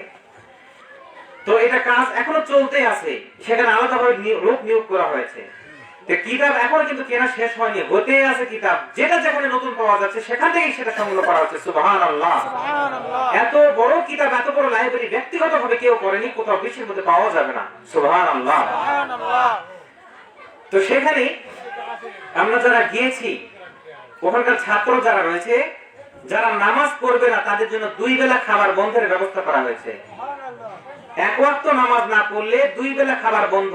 কিছু কিছু পীর সাহেবরা দেখা যায় ভণ্ড নামধারী রয়েছে, ভণ্ড সব জায়গাতে আছে, হুজুরের মধ্যে ভণ্ড আছে, ডাক্তারের মধ্যে ভণ্ড আছে, ব্যবসায়ীর মধ্যে ভণ্ড আছে, সব জায়গায় ভণ্ড আছে, ভণ্ড ছাড়া কেউ নাই কোনো জায়গায়। কিন্তু ভণ্ড একদিকে, শুধু ওলি আল্লাহর দিকে বা ভণ্ড পীরের দিকে মানুষ বলে থাকে একচেটিয়া ভাবে, তার মানে এটা ওলি আল্লাহর বিরোধী লোক। কিন্তু যখনই দেখবেন তারা এই কথা বলে থাকবে, তারা হচ্ছে ওলি আল্লাহ বিরোধী। আল্লাহ তাআলা বলেন ওলি আল্লাহ হয়ে যাও, আর এরা হচ্ছে ওলি আল্লাহ বিরোধী হয়ে যাচ্ছে। নাউযুবিল্লাহ। তো সেখানে দেখলাম অনেক ভণ্ডরা আছে, তারা এক সেজদা দিয়ে নামাজ হয়ে যায়, আর নামাজ লাগে না। নাউযুবিল্লাহ। ঢাকা রাজারবাগ দরবার শরীফ যারা গিয়েছেন তারা কি দেখেছেন যে এক দিবে এক সেজদায় হয়ে যায় নামাজ, এরকম কি হয়েছে? হয়নি। 5 ওয়াক্ত নামাজ তো পড়তেই হবে, সাথে সাথে জিকির করতে হবে, এবং দোষ হয়ে তাদের জন্য বাধ্যতামূলক করা হয়েছে, জিকিরও বাধ্যতামূলক করা হয়েছে, এবং ওলি আল্লাহ হওয়ার জন্য তাহাজ্জুদ নামাজ শর্ত, তাকে তাহাজ্জুদ করার জন্য তাদেরকে বাধ্যতা করা হয়েছে। সুবহানাল্লাহ। ছোট ছোট বাচ্চা থেকে বড়রা সবার জন্য তাহাজ্জুদের নামাজ পড়তে হবে, জিকির করতে হবে, এবং দরুদ শরীফ আদায় করতে হবে। নামাজ তো পড়া লাগবেই, না পড়লে 2 বেলা খাবার বন্ধ। কার কিসের জন্য? একজন মানুষের পরিপূর্ণ ওলি আল্লাহ হতে পারে, সেজন্যই তার এই ব্যবস্থা করা হয়েছে। তো যাই হোক, এই যে নামাজ আমাদের পড়তে হবে, এই নামাজের পর ঢাকা রাজাবাগের মুর্শিদ কিবলা সহ যেগুলো হক্কানি রব্বানি যারা ওলি আল্লাহ রয়েছেন, ওনারাও বলে থাকেন যে জিকির ফিকির করতেই হবে, অবশ্যই করা লাগবে কিনা। ইমাম হাসান বসরি রহমতুল্লাহি আলাইহি সুদারু যিনি ছিলেন, হযরত হাবিব আসমি রহমতুল্লাহি ওনাকে বলেছিলেন আপনি জিকির ফিকির করবেন, নামাজ আদায় করবেন। উনি তাই করেছিলেন। উনি 5 ওয়াক্ত নামাজ পড়তেন এবং আল্লাহ তাআলার ধ্যানে মগ্ন থাকতেন এবং জিকির আজকার করতেন, যার কারণে আল্লাহ তাআলা ওনাকে কুদরতি রিজিকের ফয়সালা করে দিয়েছেন। সুবহানাল্লাহ। আর আমরা কি করে থাকি? আমরা নামাজ পড়ি কোনো মতে ঠেলাঠুলা দিয়ে নামাজ পড়ে ঠেলে দৌড় আবার বাজারের মধ্যে, অথবা গরু নিয়ে আবার দৌড়, আবার দোকানের মধ্যে ঠেলে দৌড় দেই। এই নামাজ কোন দিকে আমাদের মন থাকে? ওই দিকে থাকে। তাহলে জিকির করলাম কখন? আমরা শুধু নামাজই পড়লাম। অনেকে বলে থাকে নামাজ এটাই একটা জিকির। হ্যাঁ, নামাজও জিকির, আল্লাহ তাআলার স্মরণ, কিন্তু যে বলা হয়েছে আল্লাহ বিযিকরিল্লাহি তাতমাইন্নুল কুলুব, তোমাদের অন্তরকে প্রশান্তি করবে, কোনটা? কোন জিকির? আল্লাহ আল্লাহ জিকির, যেটা কলবের দ্বারা করতে হয়, সেই জিকিরটা দ্বারা কলব পরিষ্কার হয়ে থাকে। তো যাই হোক, বিষয়টি হচ্ছে যে আমাদের যিনি প্রাণের আকা সাইয়েদনা মামদুহ হযরত মুর্শিদ কিবলা আলাইহিস সালাম, তিনি প্রতিদিন প্রায় দিনই তিনি বলে যাচ্ছেন যে জিকির করতেই হবে, নামাজ পড়ার পাশাপাশি জিকির আজকার করতেই হবে। আমাদের কুদরতি রিজিকের ফয়সালা হয় না কেন? আমরা ভরসা করি কিসের দিকে? ব্যবসার দিকে। ভরসা করি কিসের দিকে? দোকানের দিকে। ভরসা করি কিসের দিকে? ক্ষেত খামারের দিকে। আমাদের ভরসা হচ্ছে ওই দিকে। নামাজ থাকে থাক, আমি আগে ওদিকে যাই। নামাজ পড়ে মানে 4 সাবজেক্ট হয়ে গেছে আমাদের এখন। নামাজ হয়ে গেছে 4 সাবজেক্ট, অতিরিক্ত বিষয়। আমার কাজ কাম শেষ হওয়ার পর যদি সময় পাই তাহলে নামাজ পড়বো, তাহলে নাই। জিকির আজকার আমাদের জন্য ফরজ করা হয়েছে, কিন্তু সেটাও আমরা ঠিক মতো করতেছি না।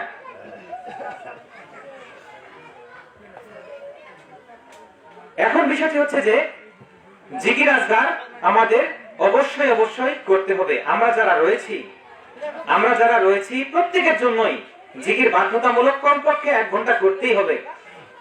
ঢাকা রাজাবাগের মুর্শিদ কিবলা তিনি বলেন যে জিকির তোমাদের করতেই হবে। আগের যুগে যারা ওলি আল্লাহ ছিলেন, ওরা অনেক বেশি জিকির দিয়ে থাকতেন। যারা দরবার শরীফে অবস্থান করে থাকেন, ওনাদের গুনাহ খাতা করার কোনো সুযোগ নাই। বাইরে যান না, বেশিরভাগ ওনাদের বেপরদা হতে হয় না। সবচেয়ে বড় গুনাহ হচ্ছে এখন বেপরদা। মহিলাদের সাথে সাক্ষাৎকার সবচেয়ে বেশি গুনাহ হয়ে থাকে। 2 সেকেন্ড যদি কেউ কোন মহিলার দিকে দৃষ্টি দিয়ে থাকে, আর মহিলা যদি ছেলের দিকে দৃষ্টি দিয়ে থাকে, তাহলে 5টা কবিরা গুনাহ হয়ে থাকে। মিনিটে 150টা কবিরা গুনাহ হয়ে থাকে। আমি যদি সারাদিন 5 ওয়াক্ত নামাজ না পড়ে থাকি, তাহলে আমার 5টা কবিরা গুনাহ হয়। কিন্তু যদি আমি বেপরদা হই মাত্র 2 সেকেন্ড, তাহলে আমার 5টা কবিরা গুনাহ হয়ে যায়। 1 মিনিটে আমার 150টা কবিরা গুনাহ হয়ে যায়। এই যে আমরা বাইরে ঘোরাফেরা করে থাকি, গান বাজনা আমাদের কানের মধ্যে আসে, বিভিন্ন সুদারুদের কথা আমার কানের মধ্যে আসে, আমি চা খেতে একটা স্টলে যাবো, সেখানে আমার অনেক ধরনের কথা আমার মনের মধ্যে চলে আসে, যার কারণে দেখা যায় আমাদের ইবাদত বন্দিকে চাইতে আমার খারাপ তাসিরটা সবচেয়ে বেশি। এই খারাপ তাসির অর্থাৎ যারা বাইরে থাকে, দরবার শরীফে যারা বাইরে থাকে, তাদের জন্য কমপক্ষে 2 ঘন্টা জিকির করা উচিত। কারণ 1 ঘন্টা হচ্ছে জিকির করবে, এই 1 ঘন্টাটা তার গুনাহ খাতা কাটানোর জন্য, গুনাহ খাতা যেগুলো তার হচ্ছে সেটা কাটানোর জন্য, আর অন্তরের তরক্কির জন্য, ইসলাহ হওয়ার জন্য আরো 1 ঘন্টা করতে হবে। তাহলে যদি 2 ঘন্টা করতে যাই, তাহলে তো আমাদের ব্যবসা বাণিজ্য সব শেষ হয়ে যাবে। 2 ঘন্টা ছাড় দিয়ে হুজুররা তিনি বলেছেন কমপক্ষে যেন 1 ঘন্টা অবশ্যই করে। সেটাও কি আমরা করে থাকি? নিয়মিত কি করি আমরা? তাহলে আমাদের বরকত কোথা থেকে আসবে? আমাদের জিকির ফিকিরের কারণে আল্লাহ পাক যে নামাজ আদায় করতে বলেছেন, সেই সঠিকভাবে যদি আমরা না করি, তাহলে কুদরতি ফয়সালা হবে কোন দিক থেকে? সেই রাস্তা তো নাই। সুতরাং অবশ্যই আমাদের কি করতে হবে? 5 ওয়াক্ত নামাজ যথাসময়ে আদায় করতে হবে, এবং জিকির ফিকির আমাদের সঠিকভাবে আদায় করা লাগবে। আজকের বিষয়টি যেটা হচ্ছে, উম্মাহাতুল মুমিনিন আলাইহিস সালাম ওনাদের মধ্যে যিনি প্রথম, সমস্ত মুমিন, অন্যান্য যারা নবী রাসূল ছিলেন, ওনারা কি মুমিন ছিলেন না অন্য কিছু ছিলেন? মুমিন ছিলেন। ওনারা কি ঈমানদার ছিলেন না অন্য কিছু ছিলেন? ঈমানদার ছিলেন। সবাই ঈমানদার ছিলেন যারা নবী রাসূল ছিলেন। এখন বলা হয়েছে হুজুর পাক সাল্লাল্লাহু আলাইহি ওয়াসাল্লাম ওনার যারা আহলিয়া, ওনার স্ত্রী অর্থাৎ উনি যাদের সঙ্গে বিবাহ বন্ধনে আবদ্ধ হয়েছেন ওনারা হচ্ছেন উম্মাহাতুল মুমিনিন, সমস্ত মুমিনগুলোর মা ওনারা। সুবহানাল্লাহ। এই মা যারা রয়েছেন ওনাদের ঘটনা, ওনাদের জীবনে মোবারক আমাদের বেশি বেশি আলোচনা করতে হবে এবং সে অনুযায়ী আমাদের ভিতরে আমলের ব্যবস্থা করা লাগবে। উম্মাহাতুল মুমিনিন আলাইহিস সালামের মধ্যে যিনি প্রথম ছিলেন ওনার ব্যাপারে হুজুর পাক সাল্লাল্লাহু আলাইহি ওয়াসাল্লাম তিনি যখন শাদী মুবারক করেছিলেন ওই দিনই হুজুর পাক সাল্লাল্লাহু আলাইহি ওয়াসাল্লাম আসার জন্য, হুজরা শরীফে আসার জন্য তিনি প্রত্যেকটা পদে পদে ধাপে ধাপে যেন মাটিতে পা না পড়ে এজন্য তিনি সোনার প্লেট বিছাইয়ে দিয়েছিলেন। হুজুর পাক সাল্লাল্লাহু আলাইহি ওয়াসাল্লাম কদম মুবারক যেন সোনার উপর দিয়ে, যে স্বর্ণের উপর দিয়ে যে ওনার হুজরা শরীফে যেন প্রবেশ করতে পারেন। সুবহানাল্লাহ। দুনিয়াতে নজিরবিহীন, সারা দুনিয়াতে এরকম কোন নজির কোন স্ত্রী তার স্বামীর জন্য করেননি, আমরা কখনো শুনিও নি। শুনেছি কি কখনো? কিন্তু একমাত্র ব্যক্তি তিনি এই বিষয়টি করেছিলেন। সুবহানাল্লাহ। তিনি ভালোবেসে করেছিলেন না ভালো না বেশি করেছিলেন? তাহলে আমাদের কি ভালোবাসতে হবে না? অবশ্যই ভালোবাসতে হবে। তিনি কি করেছিলেন? ওনার সম্পত্তি, যা সম্পত্তি ছিল সমস্ত সম্পত্তি হুজুর পাক সাল্লাল্লাহু আলাইহি ওয়াসাল্লামের জন্য কুরবান করে দিয়েছিলেন। সেটা কিসের জন্য? ইসলামকে বিজয় করার জন্য। সুবহানাল্লাহ। যেই জন্য বলা হয়ে থাকে কিয়ামত পর্যন্ত যত মানুষ ইসলামের জন্য খরচ করবে, খেদমতের আঞ্জাম দিবে, সখী হবে, সে ব্যক্তির প্রত্যেকটি মানুষের একটা আমলের অংশ, নেক আমলের অংশ যে ইসলামের জন্য খরচ করবে, এই খরচের একটা অংশ মা খাদিজাতুল কুবরা ওনার আমলনামায় সেটা লিপিবদ্ধ হয়ে যাবে। সুবহানাল্লাহ। কিন্তু আমাদের অংশটা কমবে না কখনো। তো বিষয়টি হচ্ছে যে উনি আমাদেরকে দেখিয়ে দিয়েছেন ইসলামের জন্য কিভাবে খরচ করতে হবে, আর আমরা কতভাবে টাকাটা ব্যাংকের মধ্যে হোক আবার আমাদের সুটকেসের মধ্যে হোক জমা রাখা যায়, কত বেশি করা যায় এটা নিয়ে আমরা ব্যস্ত। দান খয়রাতের মধ্যে আমরা নাই। আমরা যে হক পথ পেয়েছি, হক মত পেয়েছি, সেটার জন্য খেদমতের আঞ্জাম আমাদের মধ্যে খুব কম রয়েছে। সুতরাং এই বিষয়গুলো আমাদের লক্ষ্য করতে হবে। কোন দিকে? হুজুর পাক সাল্লাল্লাহু আলাইহি সাল্লাম ওনাকে মহব্বত করেছিলেন, যেভাবে ইসলামের জন্য খেদমতের আঞ্জাম দিয়েছেন সেভাবে আমাদেরও করতে হবে। হুজুর পাক সাল্লাল্লাহু আলাইহি সাল্লামের জন্য যে খাবার নিয়ে যেতেন হেরা গুহায়, আল্লাহ পাক এত খুশি হয়েছিলেন, ওনাকে সালাম জানিয়েছিলেন। সুবহানাল্লাহ। সুবহানাল্লাহ। কে সালাম জানিয়েছিলেন? স্বয়ং আল্লাহ পাক সালাম জানিয়েছিলেন। কাকে? একজন বান্দাকে। বান্দাটা কে? হুজুর পাক সাল্লাল্লাহু আলাইহি ওয়াসাল্লাম যিনি প্রথম সহধর্মী হচ্ছেন উম্মাহাতুল মুমিনিন, ওনাদের মধ্যে যিনি প্রথম মা খাদিজাতুল কুবরা ওনাকে সালাম দিয়েছেন, আল্লাহ পাক সালাম দিয়েছেন। সুবহানাল্লাহ। সুবহানাল্লাহ। তিনি তাহলে কত বড় ব্যক্তিত্ব একজন! তিনি কিন্তু সাধারণ মানুষ অবশ্যই নন। তখন তিনি সালামের জবাব দিয়েছিলেন কিভাবে? হুজুর পাক সাল্লাল্লাহু আলাইহি ওয়াসাল্লাম তিনি যখন বলেন আপনাকে আল্লাহ তাআলা জিবরিল আমিন আলাইহিসসালামের মাধ্যমে সালাম জানিয়েছেন, তখন মা খাদিজাতুল কুবরা তিনি জবাব দিয়েছিলেন যে আপনার উপরে সালাম, এরপর যিনি সালাম নিয়ে এসেছেন ওনাকেও সালাম, এবং আল্লাহ পাক তিনি নিজেই তো সালাম, তিনি নিজেই তো সালাম ওনাই শান্তিদাতা, ওনাকে আবার কি সালাম দেওয়া হবে? এজন্য বোঝা বলা হয়ে থাকে যে ওনার ব্রেন, ওনার মেধা মস্তিষ্ক যে এতই উন্নত ছিলেন যার কারণে তিনি এইভাবে উত্তর দিতে তিনি সক্ষম হয়েছিলেন। সুবহানাল্লাহ। হুজুর পাক সাল্লাল্লাহু আলাইহি ওয়াসাল্লাম ওনার জীবনে উনি সদা সর্বদাই ওনার উম্মাহাতুল মুমিনিন যিনি প্রথম ছিলেন মা খাদিজাতুল কুবরা রাদিয়াল্লাহু আনহা, যারা বান্ধবী ছিলেন ওনাদেরকে মাঝে মাঝে তিনি হাদিয়া পাঠাতেন। সুবহানাল্লাহ। হুজুর পাক সাল্লাল্লাহু তিনি আবার ওনাকে কতটুকু মহব্বত করতেন। উনি ইন্তিকাল করেছেন কিন্তু ওনার যারা বান্ধবী রয়েছেন ওনাদের বাড়িতে তিনি হাদিয়া মোবারক পাঠাতেন। সুবহানাল্লাহ। তাহলে ওনাদের মধ্যে মহব্বত কতটুকু ছিল? তাহলে আমাদের কি মহব্বত করা লাগবে না অন্য কিছু করা লাগবে? ওয়াযাক্কিরহুম বিআইয়ামিল্লাহ, তোমরা বিশেষ বিশেষ দিবসসমূহ আইয়ামুল্লাহকে তোমরা কি স্মরণ করো, পালন করো, আলোচনা করো। সেই পালনই আজকে করা হচ্ছে। আইয়ামুল্লাহ কাকে বলা হয়ে থাকে? আইয়ামুল্লাহ মানে আল্লাহ পাকের দিন। আল্লাহ পাকের দিন তো শনিবার, রবিবার, সোমবার সবই তো আল্লাহ পাকের দিন। কিন্তু বিশেষ বিশেষ দিবসসমূহ পালন করতে বলা হয়েছে কেন? কারণ যে দিবসগুলি পালন করলে আল্লাহ তাআলার সন্তুষ্টি পাওয়া যায়, হুজুর পাক সাল্লাল্লাহু আলাইহি ওয়াসাল্লামের সন্তুষ্টি, আহলে বাইত শরীফের মধ্যে সন্তুষ্টি পাওয়া যায়, সেগুলোকে বলা হয় থাকে আইয়ামুল্লাহ। সুবহানাল্লাহ। আজকে যে ওনাদের শাদী মোবারক দিবস আমরা পালন করতেছি, হুজুর পাক সাল্লাল্লাহু আলাইহি ওয়াসাল্লাম ওনার শাদী মোবারক দিবস, ওনার প্রথম কন্যা ওনার শাদী মোবারক দিবস, এরপরে হযরত আব্দুল মুত্তালিব আলাইহিস সালাম ওনার বিশাল শান মোবারক প্রকাশ দিবস, এবং হুজুর পাক সাল্লাল্লাহু নাতি ওনার বিশাল শরীফ মোবারক দিবসটি আমরা পালন করছি।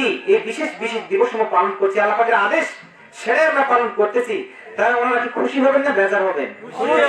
খুশি হবেন। আমাদের অন্য কোনো কি নিয়ত রয়েছে কি? আমাদের অন্য কোনো নিয়ত নাই। আমাদের একমাত্র নিয়ত ওনাদেরকে খুশি করা, আমাদের সন্তুষ্টি অর্জন করা। সুবহানাল্লাহ। তাই আমরা যেন এই যে বিষয়গুলো আমরা জানতে পারলাম কিভাবে, এই এতগুলা মানুষ এই দুনিয়ার জমিনে অনেক মানুষ রয়েছে। আপনি বড় বড় হুজুর হোক, বড় বড় মানুষ হোক, মন্ডল মাতবর চেয়ারম্যান মেম্বার যা কিছু আছে তাদেরকে আপনারা জিজ্ঞাসা করবেন যে এই আজকের দিনটি কি দিন, কোন আজকে বিশেষ দিন আছে কিনা, বলতে পারবে না। পারবে কি? শতকরা 99.99% পারবে না। তাহলে আমরা বিষয়টি জানলাম কিভাবে? যেহেতু আল্লাহ পাক ইলমে লাদুন্নি দ্বারা পরিচালিত করছেন ঢাকা রাজারবাগের মুর্শিদ কিবলা আলাইহিস সালাম ওনাকে, কারণ ওনাদের কাছে ইলমে লাদুন্নি থেকে আল্লাহ তাআলার পক্ষ থেকে খোদাই প্রদত্ত ইলম যেটা ওনাদের কাছে থেকে থাকেন। যেমন সুফিয়ান সাওরীর কথা বললাম, সুফিয়ান সাওরী রাহমাতুল্লাহ তিনি বাম পায়ে জায়গায় তিনি ডান পায়ে জায়গায় তিনি বাম পায়ে বাথরুম থেকে বের হচ্ছিলেন, তাদের ওনার কাছে ইলহাম চলে আসলো, সতর্ক করে দিলেন আল্লাহ পাক। ঠিক ঢাকা রাজারবাগের মামদুদ মুর্শিদ কিবলা আলাইহিস সালাম তিনি ইলমে লাদুন্নি প্রাপ্ত একজন হক্কানি রব্বানি ওলি আল্লাহ, ওনার কাছে বিষয়গুলি আল্লাহ তাআলা জানিয়ে দেন, আল্লাহ রাসূল সাল্লাল্লাহু আলাইহি ওয়াসাল্লাম জানিয়ে দেন। সুবহানাল্লাহ। যার কারণে এই বিশেষগুলি আজকে আমরা জানতে পারছি। যদি আমরা ওনাকে অনুসরণ করতাম না, যদি না করতাম, ওনার কাছে যদি আমরা না যেতাম, তাহলে এই বিশেষ দিবস সমূহকে আমরা জানতে পারতাম না। এই যে বিশেষ খাস ভাবে রহমতের নাজিল হওয়ার রাত্রিগুলি, তারিখগুলি, দিবসগুলি আমরা পেতাম না এবং সেটা আমরা পালনও করতে পারতাম না। তাই আমরা অশেষ আল্লাহ তাআলার শুকরগুজার করছি যে আমরা ঢাকা রাজারবাগের মামদুদ মুর্শিদ কিবলা আলাইহিস সালাম ওনাকে পেয়েছি, আওলাদ রাসূল সাল্লাল্লাহু আলাইহি ওয়াসাল্লাম পেয়েছি, আহলে বাইত শরীফ আলাইহিস সালামের অন্তর্ভুক্ত একজন ব্যক্তিত্বকে আমরা পেয়েছি। এজন্য আমরা প্রত্যেকে আরো একবার শুকরিয়া আদায় করি সকালবেলা আলহামদুলিল্লাহ। যারা এখনো ঢাকা রাজারবাগ মুর্শিদ কিবলা সম্পর্কে এখন আমরা কূট মন্তব্য করে থাকি, আমরা অনেক শুনেছি, আমাদের কানে অনেক এসেছে ঢাকা রাজারবাগের মামদুদ মুর্শিদ কিবলার সম্পর্কে বেফাহাশামূলক কথাবার্তা আমরা অনেকে শুনে থাকি, অনেকে বলে থাকি, কান ঝালাপালা করে দেয়। আমি যে মসজিদে ইমামতি করে থাকি, আমার মসজিদে যারা মুয়াজ্জিম রয়েছে, যারা কমিটি রয়েছে, যারা মুসল্লি রয়েছে, তাদেরকে মনে হয় এত বলা বলছে, যারা খারেজিপন্থী বা ওলি আল্লাহ ভক্ত নয়, তারা এত বলা বলছে যে তাদের কান এত ঝালাপালা হয়ে গেছে, শুনতে শুনতে আমার কানে তালা লেগেছে। এমন একটা পরিস্থিতি যে ওনার পিছনে নামাজ পড়লে নামাজ হবে না, ওটা ভণ্ড, হ্যান ত্যান অনেক ধরনের কথা বলেছে। অথচ আশপাশে যতগুলো আছে তাদের ক্ষেত্রে কোনো খবর নাই। এমনকি এই মুসল্লিদেরকে সালামও নাকি কমে গেছে। কেন? ঢাকা রাজারবাগ দরবার শরীফকে তারা হক মনে করে না, বেহক বলে থাকে, নাহক বলে থাকে। নাউজুবিল্লাহ। হযরত বড় পীর সাহেব আব্দুল কাদের জিলানী রাহমাতুল্লাহি আলাইহি তিনি কি ওলি আল্লাহ ছিলেন নাকি নাহক ছিলেন? ওলি আল্লাহ ছিলেন। কারো সন্দেহ আছে কি? না। এক ব্যক্তি যারা খারেজি রয়েছে তারাও সেটা বিশ্বাস করে থাকে, স্বীকার করে থাকে। সে সময় হযরত বড় পীর সাহেব আব্দুল কাদের জিলানী রাহমাতুল্লাহি আলাইহি ওই সময়ে যত বড় বড় মাওলানা মুফতি ছিল তারাও ওনাকে কাফের ফতোয়া দিয়েছিল। নাউজুবিল্লাহ। সেজন্য কি তিনি কাফের হয়ে গেছেন? না, উনি ওলি আল্লাহ রয়েছেন। সুবহানাল্লাহ। মুহিউদ্দিন তিনি দিন জিন্দিকারে আল্লাহ পাক ওনাকে লকব মুবারকে ভূষিত করেছেন। সুবহানাল্লাহ। তাহলে যদি আমরা জ্ঞানবান হয়ে থাকি, জ্ঞানী হয়ে থাকি, তাহলে আমরা আরেকজনের কথায় কান দিয়ে আমরা সেদিকে ধাবিত হব না। যদি জ্ঞানী ব্যক্তি হয়ে থাকি, তাহলে অবশ্যই সেই বিষয়টাকে যাচাই বাছাই করব, ঠিক কি না? মিথ্যাবাদী হওয়ার জন্য এতটুকুই যথেষ্ট যে যা শুনেছে সেটা সে বলে বেড়ায়। এটা আমরা শুনিনি হাদিস শরীফ? এটা আমরা সবাই শুনেছি।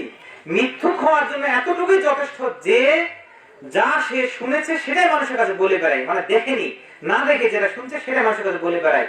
মিথ্যুক হওয়ার জন্য এতটুকুই যথেষ্ট, তার মানে সে মিথ্যাবাদী। সুতরাং যারা জ্ঞানবান, যারা সত্যবাদী হতে চায়, সাদিক শ্রেণী যারা হতে চায়, তারা অবশ্যই যেটা শুনেছে তারা সেটা যাচাই বাছাই করবে। ওনার সম্পর্কে আমরা অনেক কথাবার্তা শুনে থাকি, তাহলে আমরা একটু সেখানে যেয়ে দেখে আসি, নিজ চোখে দেখি আসলে তিনি কেমন। যদি সে যাচাই বাছাই করতে যায় তাহলে অবশ্যই তার যদি জ্ঞান থেকে থাকে সেটা সে বুঝতে পারবে। সুবহানাল্লাহ। একটু দোষ পাঠ করি। আল্লাহুম্মা সাল্লি আলা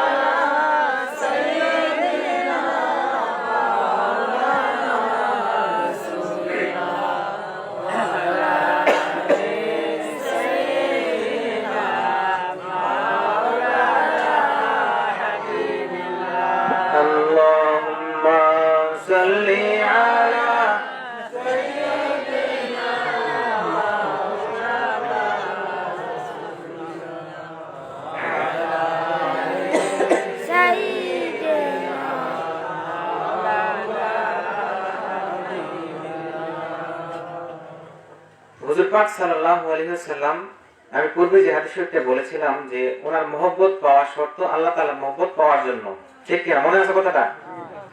হুজুর পাক সাল্লাল্লাহু আলাইহি ওয়াসাল্লাম শর্ত করে দিয়েছেন, যারা আমার মহব্বত পেতে চায় তারা যেন হযরত আহলু বাইত শরীফ আলাইহিস সালামকে মহব্বত করে।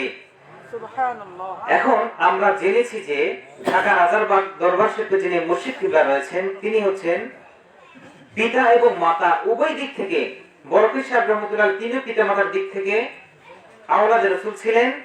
হযরত খাজা মুঈনুদ্দিন চিশতি রহমাতুল্লাহি আলাইহি তিনি পিতা মাতার দিকে দুই দিক থেকে আওলাদ রাসূল ছিলেন।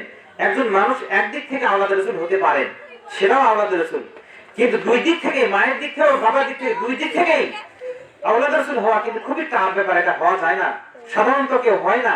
কিন্তু যারা হয়ে থাকেন ওনারা অনেক বড় একজন ওলি আল্লাহ হয়ে থাকেন। সুবহানাল্লাহ। আমরা জেনেছি, আমরা শুনেছি যে ঢাকা রাজারবাগের মুর্শিদ কিবলা তিনি হযরত আহলু বাইত শরীফ আলাইহিস সালামের অন্তর্ভুক্ত। ওনার পিতা মাতা উভয় দিক থেকেই উনি আওলাদ রাসূল সাল্লাল্লাহু আলাইহি সুবহানাল্লাহ। তাই আমরা যারা আজকে খবর পেলাম, যারা এখনো যায়নি, তারা যেন এই যে আহলু বাইত শরীফ আলাইহিস সালামকে মহব্বত করার বিষয়টি আল্লাহ তাআলা রাসূল বলে দিয়েছেন, আমরা যেন প্রত্যেকেই কমপক্ষে ওনাকে একটু দেখে আসি। হুজুর পাক সাল্লাল্লাহু আলাইহি ওয়াসাল্লাম ওনার রক্ত মুবারক বলা তো যায় না, তারপর বলতেছি বোঝার জন্য। এই রক্ত মুবারক যার শরীর মুবারকে প্রবাহিত হচ্ছে, আমি আল্লাহ রাসূলকে পাইনি দেখতে, সরাসরি দেখতে পাইনি, কিন্তু ওনার রক্ত মুবারক যার শরীর মুবারক প্রবাহিত হচ্ছে, একটু মন চায় না ওনাদেরকে দেখতে? অবশ্যই দেখতে চাই।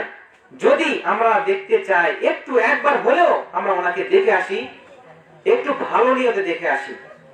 যদি আমি দেখে আসতে পারি, বলা হয়েছে মান যারা আলিমান ফাকাদ যারানি ওয়া মান যারানি ফাকাদ যারাল্লাহ।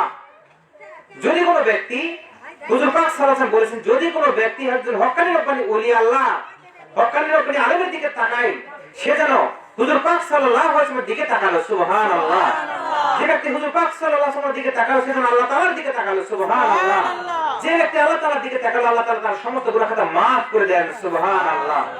তার তো লস নাই, লস আছে কি?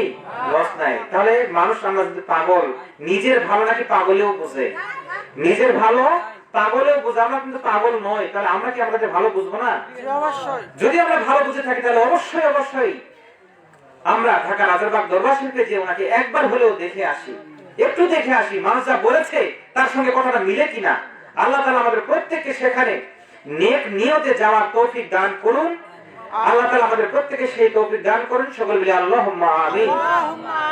আমার আলোচনার মধ্যে, কথার মধ্যে হয়তোবা অনেক ভুল ভ্রান্তি হয়ে যেতে পারে বা হতেই পারে, এবং আমার কথার মধ্যে যদি কেউ মনে কষ্ট পেয়ে থাকেন, কষ্ট নিয়ে থাকেন, সবাই আমাকে নিজ ভুলে ক্ষমা করে দিবেন। আল্লাহ তাআলা আমাদের প্রত্যেককে যেন ক্ষমা করে দেন। সকলে বলি আল্লাহুম্মা আমিন। ওয়া আখিরু দাওয়ানা আলহামদুলিল্লাহি রাব্বিল আলামিন। আসসালামু আলাইকুম ওয়া রাহমাতুল্লাহ। সকলে দরুদ পাঠ করি। আল্লাহুম্মা সাল্লি আলা সাইয়্যিদিনা মাওলানা রাসূলিল্লাহ ওয়া আলা আলিহি সাইয়্যিদিনা মাওলানা হাবিবিল্লাহ।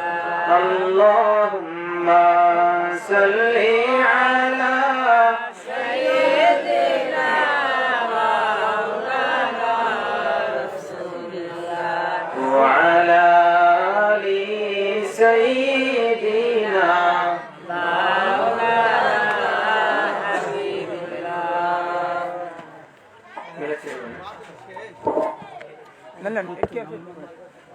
তাহলে চেক করে চেক করে নাও।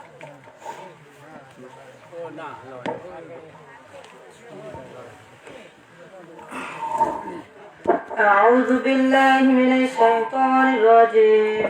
بسم الله الرحمن الرحيم. نحمده ونصلي ونسلم على رسوله الكريم وآله وأصحابه أجمعين. بسم الله الرحمن الرحيم. ولما تم من حمله صلى الله عليه وسلم 6 أشهر على مشهور الأقوال المروية، توفي بالمدينة المنورة الشريفة حضرت ذبيح الله المكرم أبوه صلى الله عليه وسلم، وكان قد استأسى بأخواله بني عدي من الطائفة النجارية، ومكث فيهم شهرا سكيما يعانون سقمه وشقواه. ولما تم من حمله صلى الله عليه وسلم على الراجح 9 أشهر قمرية، وعان للزمان أن يجري عنه صدى، حضر سيدة نساء العالمين أمه صلى الله عليه وسلم ليلة مولده الشريف، حضرت أم البشر عليها السلام، وحضرت أم ذبيه الله الأولى والثانية عليهما السلام، وحضرت ربة كريم الله عليهما السلام، وحضرت أم روح الله عليهما السلام، في نسوة من الحظيرة القدسية، وأخذها المقال وأردته سيد المرسلين إمام المرسلين خاتم النبيين النور المجسم حبيب الله صلى الله عليه وسلم، نور يتلألأ سماء صلى الله عليه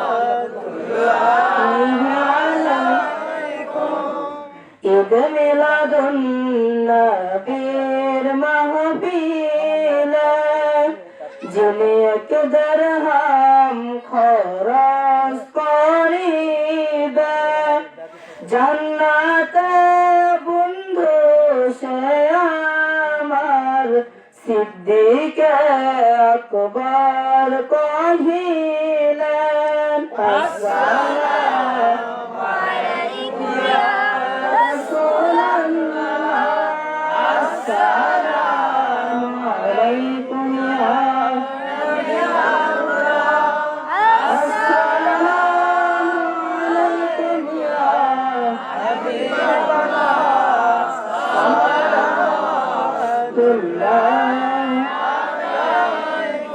ইয়া রাসূলুল্লাহ بجمالكم يا حبيب الله صلاة وسلام إمام مريم عليه السلام صلاة وسلام إمام مريم عليها السلام درود السلام إمام حضرت عليهم السلام نعت سلام اكرم رسول من في الأولار كل كائنات ممتازة نادر السلام عليكم يا رسول الله السلام عليكم يا نبي الله السلام عليكم يا حبيب الله صلوات الله عليكم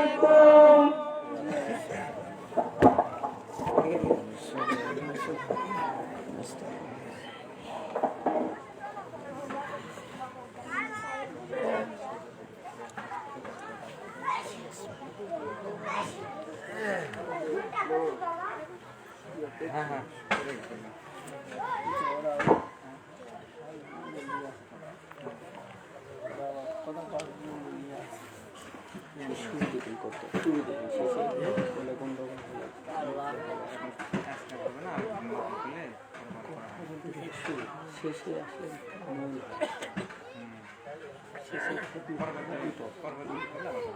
এলাকার মানুষজন ঠিক আছে মাহফিলের সম্মানের ঠিক আছে ঠিক আছে আমি সেটা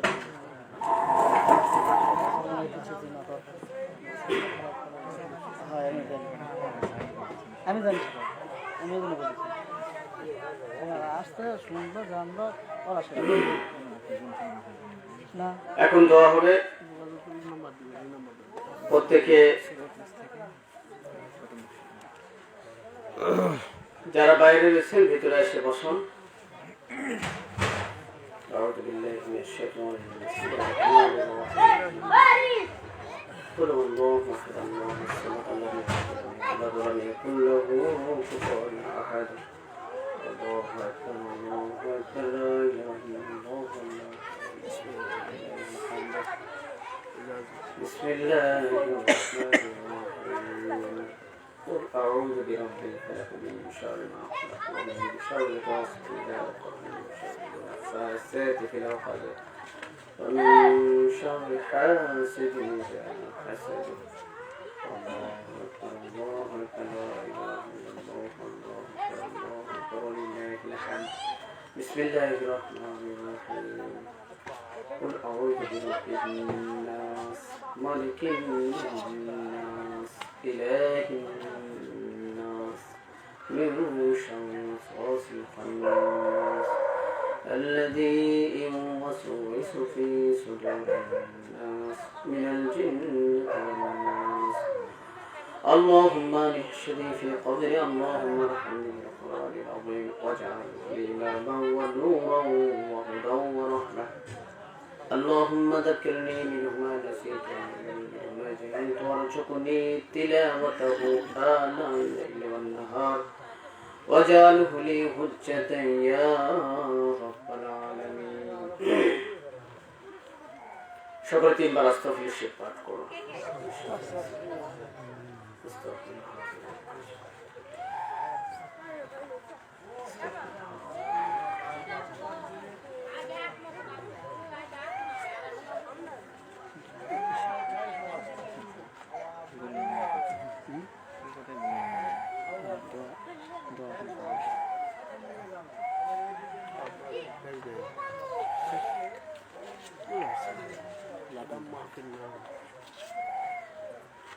أعوذ بالله بسم الله الشيخ سورة الفاتحة الشريف سورة الحمد لله أكبر فاتحة. الحمد لله رب العالمين الرحمن الرحيم إياك نعبد وإياك نستعين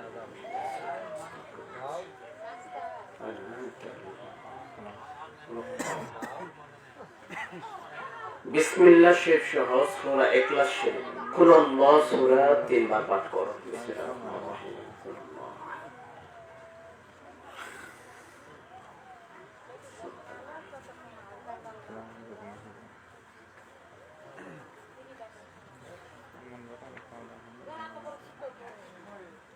বাদশাহ দুরূদ শরীফ 5 বার পাঠ করুন। যারা বাদশাহ তরিকতের বাদশাহ দুরূদ শরীফ জানেন না সাল্লাল্লাহু আলাইহি ওয়াসাল্লাম এই দুরূদ শরীফ পড়লেই চলবে। আল্লাহুম্মা সাল্লি আলা সাইয়্যিদিনা শাফিঈনা হাবিবিনা মুহাম্মাদ। আল্লাহুম্মা সাল্লি আলা সাইয়্যিদিনা শাফিঈনা হাবিবিনা।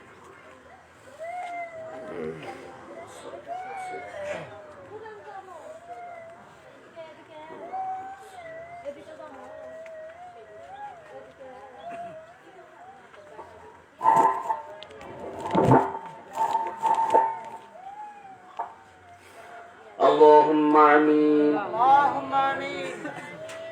اللهم صل على سيدنا وشفينا حبيبنا مولانا سيد المرسلين وعلى مهن سنة أجمعه السلام ولأهل بيته الكريم عليهم السلام. ربنا لا تزغ قلوبنا بعد إذ هديتنا وهب لنا من لدنك رحمة إنك أنت الوهاب. اللهم صل على سيدنا وشفينا حبيبنا مولانا وصيلة إليك وآله وسلم رب العالمين আপনার রেজামন্দে সন্তুষ্ট মুবারক রজনীর জন্য আজকে সম্মানিত তারিখ ওনার সম্মানার্থে 22 জুমাদার উলা শরীফ আল্লাহ পাক রব্বুল আলামিন আপনার শরীফ আলাইহিস সালাম ওনার মহব্বত অন্তরে ধারণ করে রব্বুল আলামিন তাসরিফ হয়নি এলাকা মানুষ এবং ওনার নিজের রহমত বরকত পাওয়ার আশায় সন্তুষ্ট মুবারক পাওয়ার আশায় মাহফিলের আয়োজন করেছেন। আমরা বড় মহব্বত নিয়ে বড় আশা নিয়ে মাহফিলে উপস্থিত হয়েছি। রব্বুল আলামিন আমরা যা কিছু করেছি তাসবিহ তাহলিল ইবাদত বندگی রব্বুল আলামিন নবীজি ওনার শানে সালাত সালাম শরীফ পেশ করেছি। রব্বুল আলামিন এক খতম কোরআন শরীফ পাঠ করেছে। রব্বুল আলামিন যাদের নামে রব্বুল আলামিন কোরআন শরীফ রব্বুল আলামিন তাদের নাজাতের জন্য কোরআন শরীফ খতম করেছে। রব্বুল আলামিন এগুলোর ভিতরে ইচ্ছাই অনিচ্ছাই যত ভুল ত্রুটি বেয়াদবি গুস্তাখি হয়ে গেছে, সমস্ত ভুল ত্রুটি বেয়াদবি গুস্তাখি ক্ষমা করে ওয়াসিম সালাতা মঞ্জুর করো। সালাম হাদিয়া মুহাম্মদ জাদ্দিদ আযম আলাইহিস সালাম আবুল শরীফ আলাইহিস সালাম উনাদের মুবারক খেদমতে পৌঁছে দিন। খাস করে নূর মুজাসসাম হাবিবুল্লাহ রহমাতুল লিল আলামিন হুজুর পাক সাল্লাল্লাহু আলাইহি ওয়াসাল্লাম উনার মুবারক খেদমতে সব পৌঁছে দিন। রব্বুল আলামিন নবীজি ওনার আব্বা জান আম্মা জান আলাইহিস সালাম উনাদের মুবারক খেদমতে সব পৌঁছে দিন। উম্মাহাতুল মুমিনিন আলাইহিন্নাস সালাম আহলে বাইত শরীফ আলাইহিমুস সালাম উনাদের মুবারক খেদমতে পৌঁছে দিন। तमाम নবী সিদ্দিকিন আলাইহিমুস সালাম মুসলিমিন মুসলিমাত উনাদের আরওয়াহ সব পৌঁছে দিন। রব্বুল আলামিন খাস করে আমাদের পিতা মাতা আত্মীয় স্বজন পাড়া প্রতিবেশী মহব্বতের অনেকেই কবরে গেছে। খাস করে সাহিবুল দাওয়াত ওনার যারা মুর্দাগা রয়েছে পিতা মাতা শ্বশুর শাশুড়ি দাদি দাদা যারাই কবরে গেছে বিশেষ করে রব্বুল আলামিন তাদের মহব্বতে আয়োজন দয়া করে মেঘের বাড়ি করে মুর্দাগা তাদের কবরে সওয়াব পৌঁছে দিন। রব্বুল আলামিন কবর তো অত্যন্ত কঠিন জায়গা, জানি না কবরবাসী তারা কবরে কি অবস্থায় রয়েছে। দয়া করে মেঘের বাণী করে তাদের জীবনের সমস্ত গুনাহ খাতা মাফ করে দিন। রব্বুল আলামিন আহলে বাইত শরীফ আলাইহিমুস সালাম ওনাদের মহব্বতি মাহফিল এই মাহফিলের সম্মানার্থে তাদের কবরের আযাব আপনি মাফ করে দিন। রব্বুল আলামিন সংকীর্ণ কবরকে প্রশস্ত করে দিন, অন্ধকার কবরকে আলোকিত করে দিন, আযাব গজবের কবরকে জান্নাতের টুকরা বানিয়ে দিন। রব্বি রহমহুমা কামা রব্বায়ানি সগীরা রব্বি রহমহুমা কামা রব্বায়ানি সগীরা রব্বি রহমহুমা কামা রব্বায়ানি সগীরা। اللهم صل على سيدنا وشفينا حبيبنا مولانا وصيلة إليك وآله وسلم رب العالمين দয়া করে মেহেরবানি করে আমাদের সকলের জীবনের সমস্ত গুনাহ খাতা মাফ করে দিন। আমরা বড় আশায় হাজির হয়েছি। রব্বুল আলামিন আমাদেরকে নিষ্পাপ মাসুম বানিয়ে দিন। আপনার যেমন সন্তুষ্টি আপনার হাবিব হুজুর পাক সাল্লাল্লাহু আলাইহি ওয়াসাল্লাম ওনার যেমন সন্তুষ্ট মোবারক দান করুন। রব্বুল আলামিন খাস করে মেহেরবানি করে রব্বুল আলামিন আমাদের অন্তর আহলে বাইত শরীফ আলাইহিমুস সালাম ওনাদের মহব্বত দান করুন। আমরা যারা উপস্থিত হয়েছি রব্বুল আলামিন আমাদের বিপদ আপদ বালা মুসিবত যা কিছু আসার কথা ছিল মাফ করে দিন। আমাদের বালা মুসিবত গুলো মাফ করে দিন। রহমত বরকত নিয়ামত সাকিনা দান করুন।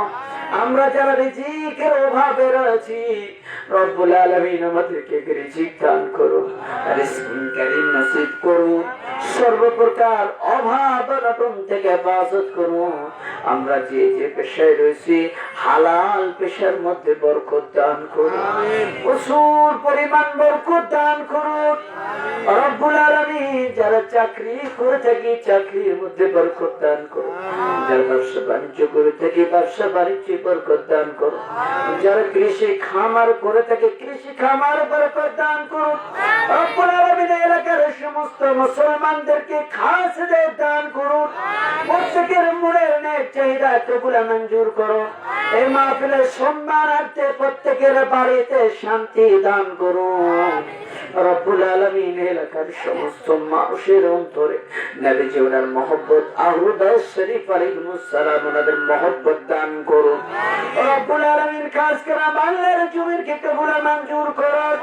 বাংলার জমিনে আওলাদ রাসূল রয়েছে রব্বুল আলামিন, এর ছেলেই বাংলার জমিনের সর্বপ্রকার ফিতনা ফাসাদ দূর করে দিন রব্বুল আলামিন। খাস করে সারা পৃথিবীতে কাফের মুশরিক বেদিন বদ্দিন এরা মুসলমানদেরকে কষ্ট দিয়ে যাচ্ছে, জুলুম করে যাচ্ছে, নবীজি ওনার ব্যঙ্গ চিত্র করে যাচ্ছে রব্বুল আলামিন। আমাদের উচিত ছিল এদের বিরুদ্ধে যুদ্ধ জিহাদ করে ধ্বংস করে দেওয়া, আমাদের সে অবস্থা নেই, সে ব্যবস্থা নেই রব্বুল আলামিন।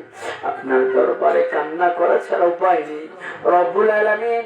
এই দুনিয়ার কাফের মুশরিক বেদিন বদ্দিন উলামা সু যারা মুসলমানদেরকে কষ্ট দিয়ে যাচ্ছে, নবীজি ওনার শানে মানহানি করে যাচ্ছে, এদের নসিবে যদি হেদায়েত থেকে থাকে হেদায়েত দান করুন, হেদায়েত দান করুন, হেদায়েত দান করুন।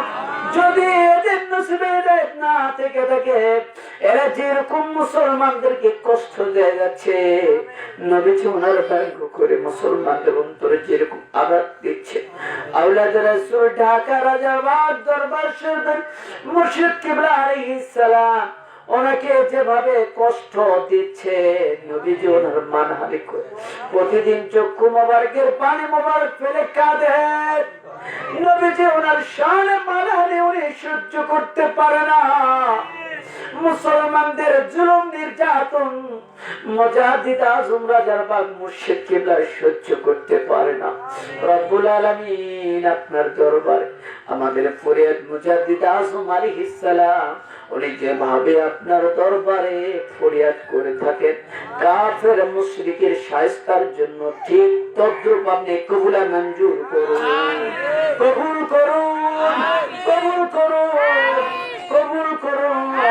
আল্লাহুম্মা সাল্লি আলা সাইয়্যিদিনা ওয়া শাফিনা হাবিবিনা মাওলানা ওয়াসিলাতি ইলাইকা ওয়া আলিহি ওয়া সাল্লাম। রব্বুল আলামিন আপনার কাছে চাওয়ার শেষ নেই, অসংখ্য গণিত বিষয় চাওয়ার রয়েছে। আমরা নিঃস্ব রব্বুল আলামিন, আমাদের কোনো কিছু নেই। খাস করে মহান মুজাদ্দিদ আজম আলাইহিস সালাম প্রতিদিন সারা কায়নাতের মুসলমানের জন্য চক্ষু মোবারকের পানি মোবারক ফেলে আপনার দরবারে অনেকক্ষণ ধরে দোয়া করে যাচ্ছেন। দয়া করে উনি আমাদের জন্য যা কিছু চেয়ে থাকেন তা দান করুন, যা থেকে পানা চেয়ে থাকেন তা থেকে পানা দান করুন। আল্লাহুম্মা সাল্লি আলা সাইয়্যিদিনা ওয়া শাফিনা হাবিবিনা মাওলানা সাইয়্যিদুল মুরসালিন ওয়া আলা মুহি সুন্নতি আদম আলাইহিস সালাম ওয়া আলি আহলি বাইতিহিল কারীম আলাইহিমুস সালাম। সুবহানা রাব্বিকা রাব্বিল ইজ্জাতি আম্মা ইয়াসিফুন ওয়া সালামুন আলাল মুরসালিন ওয়াল হামদুলিল্লাহি রাব্বিল আলামিন। এখন নামাজ হবে, কাতার সোজা করো, নামাজ পড়ো।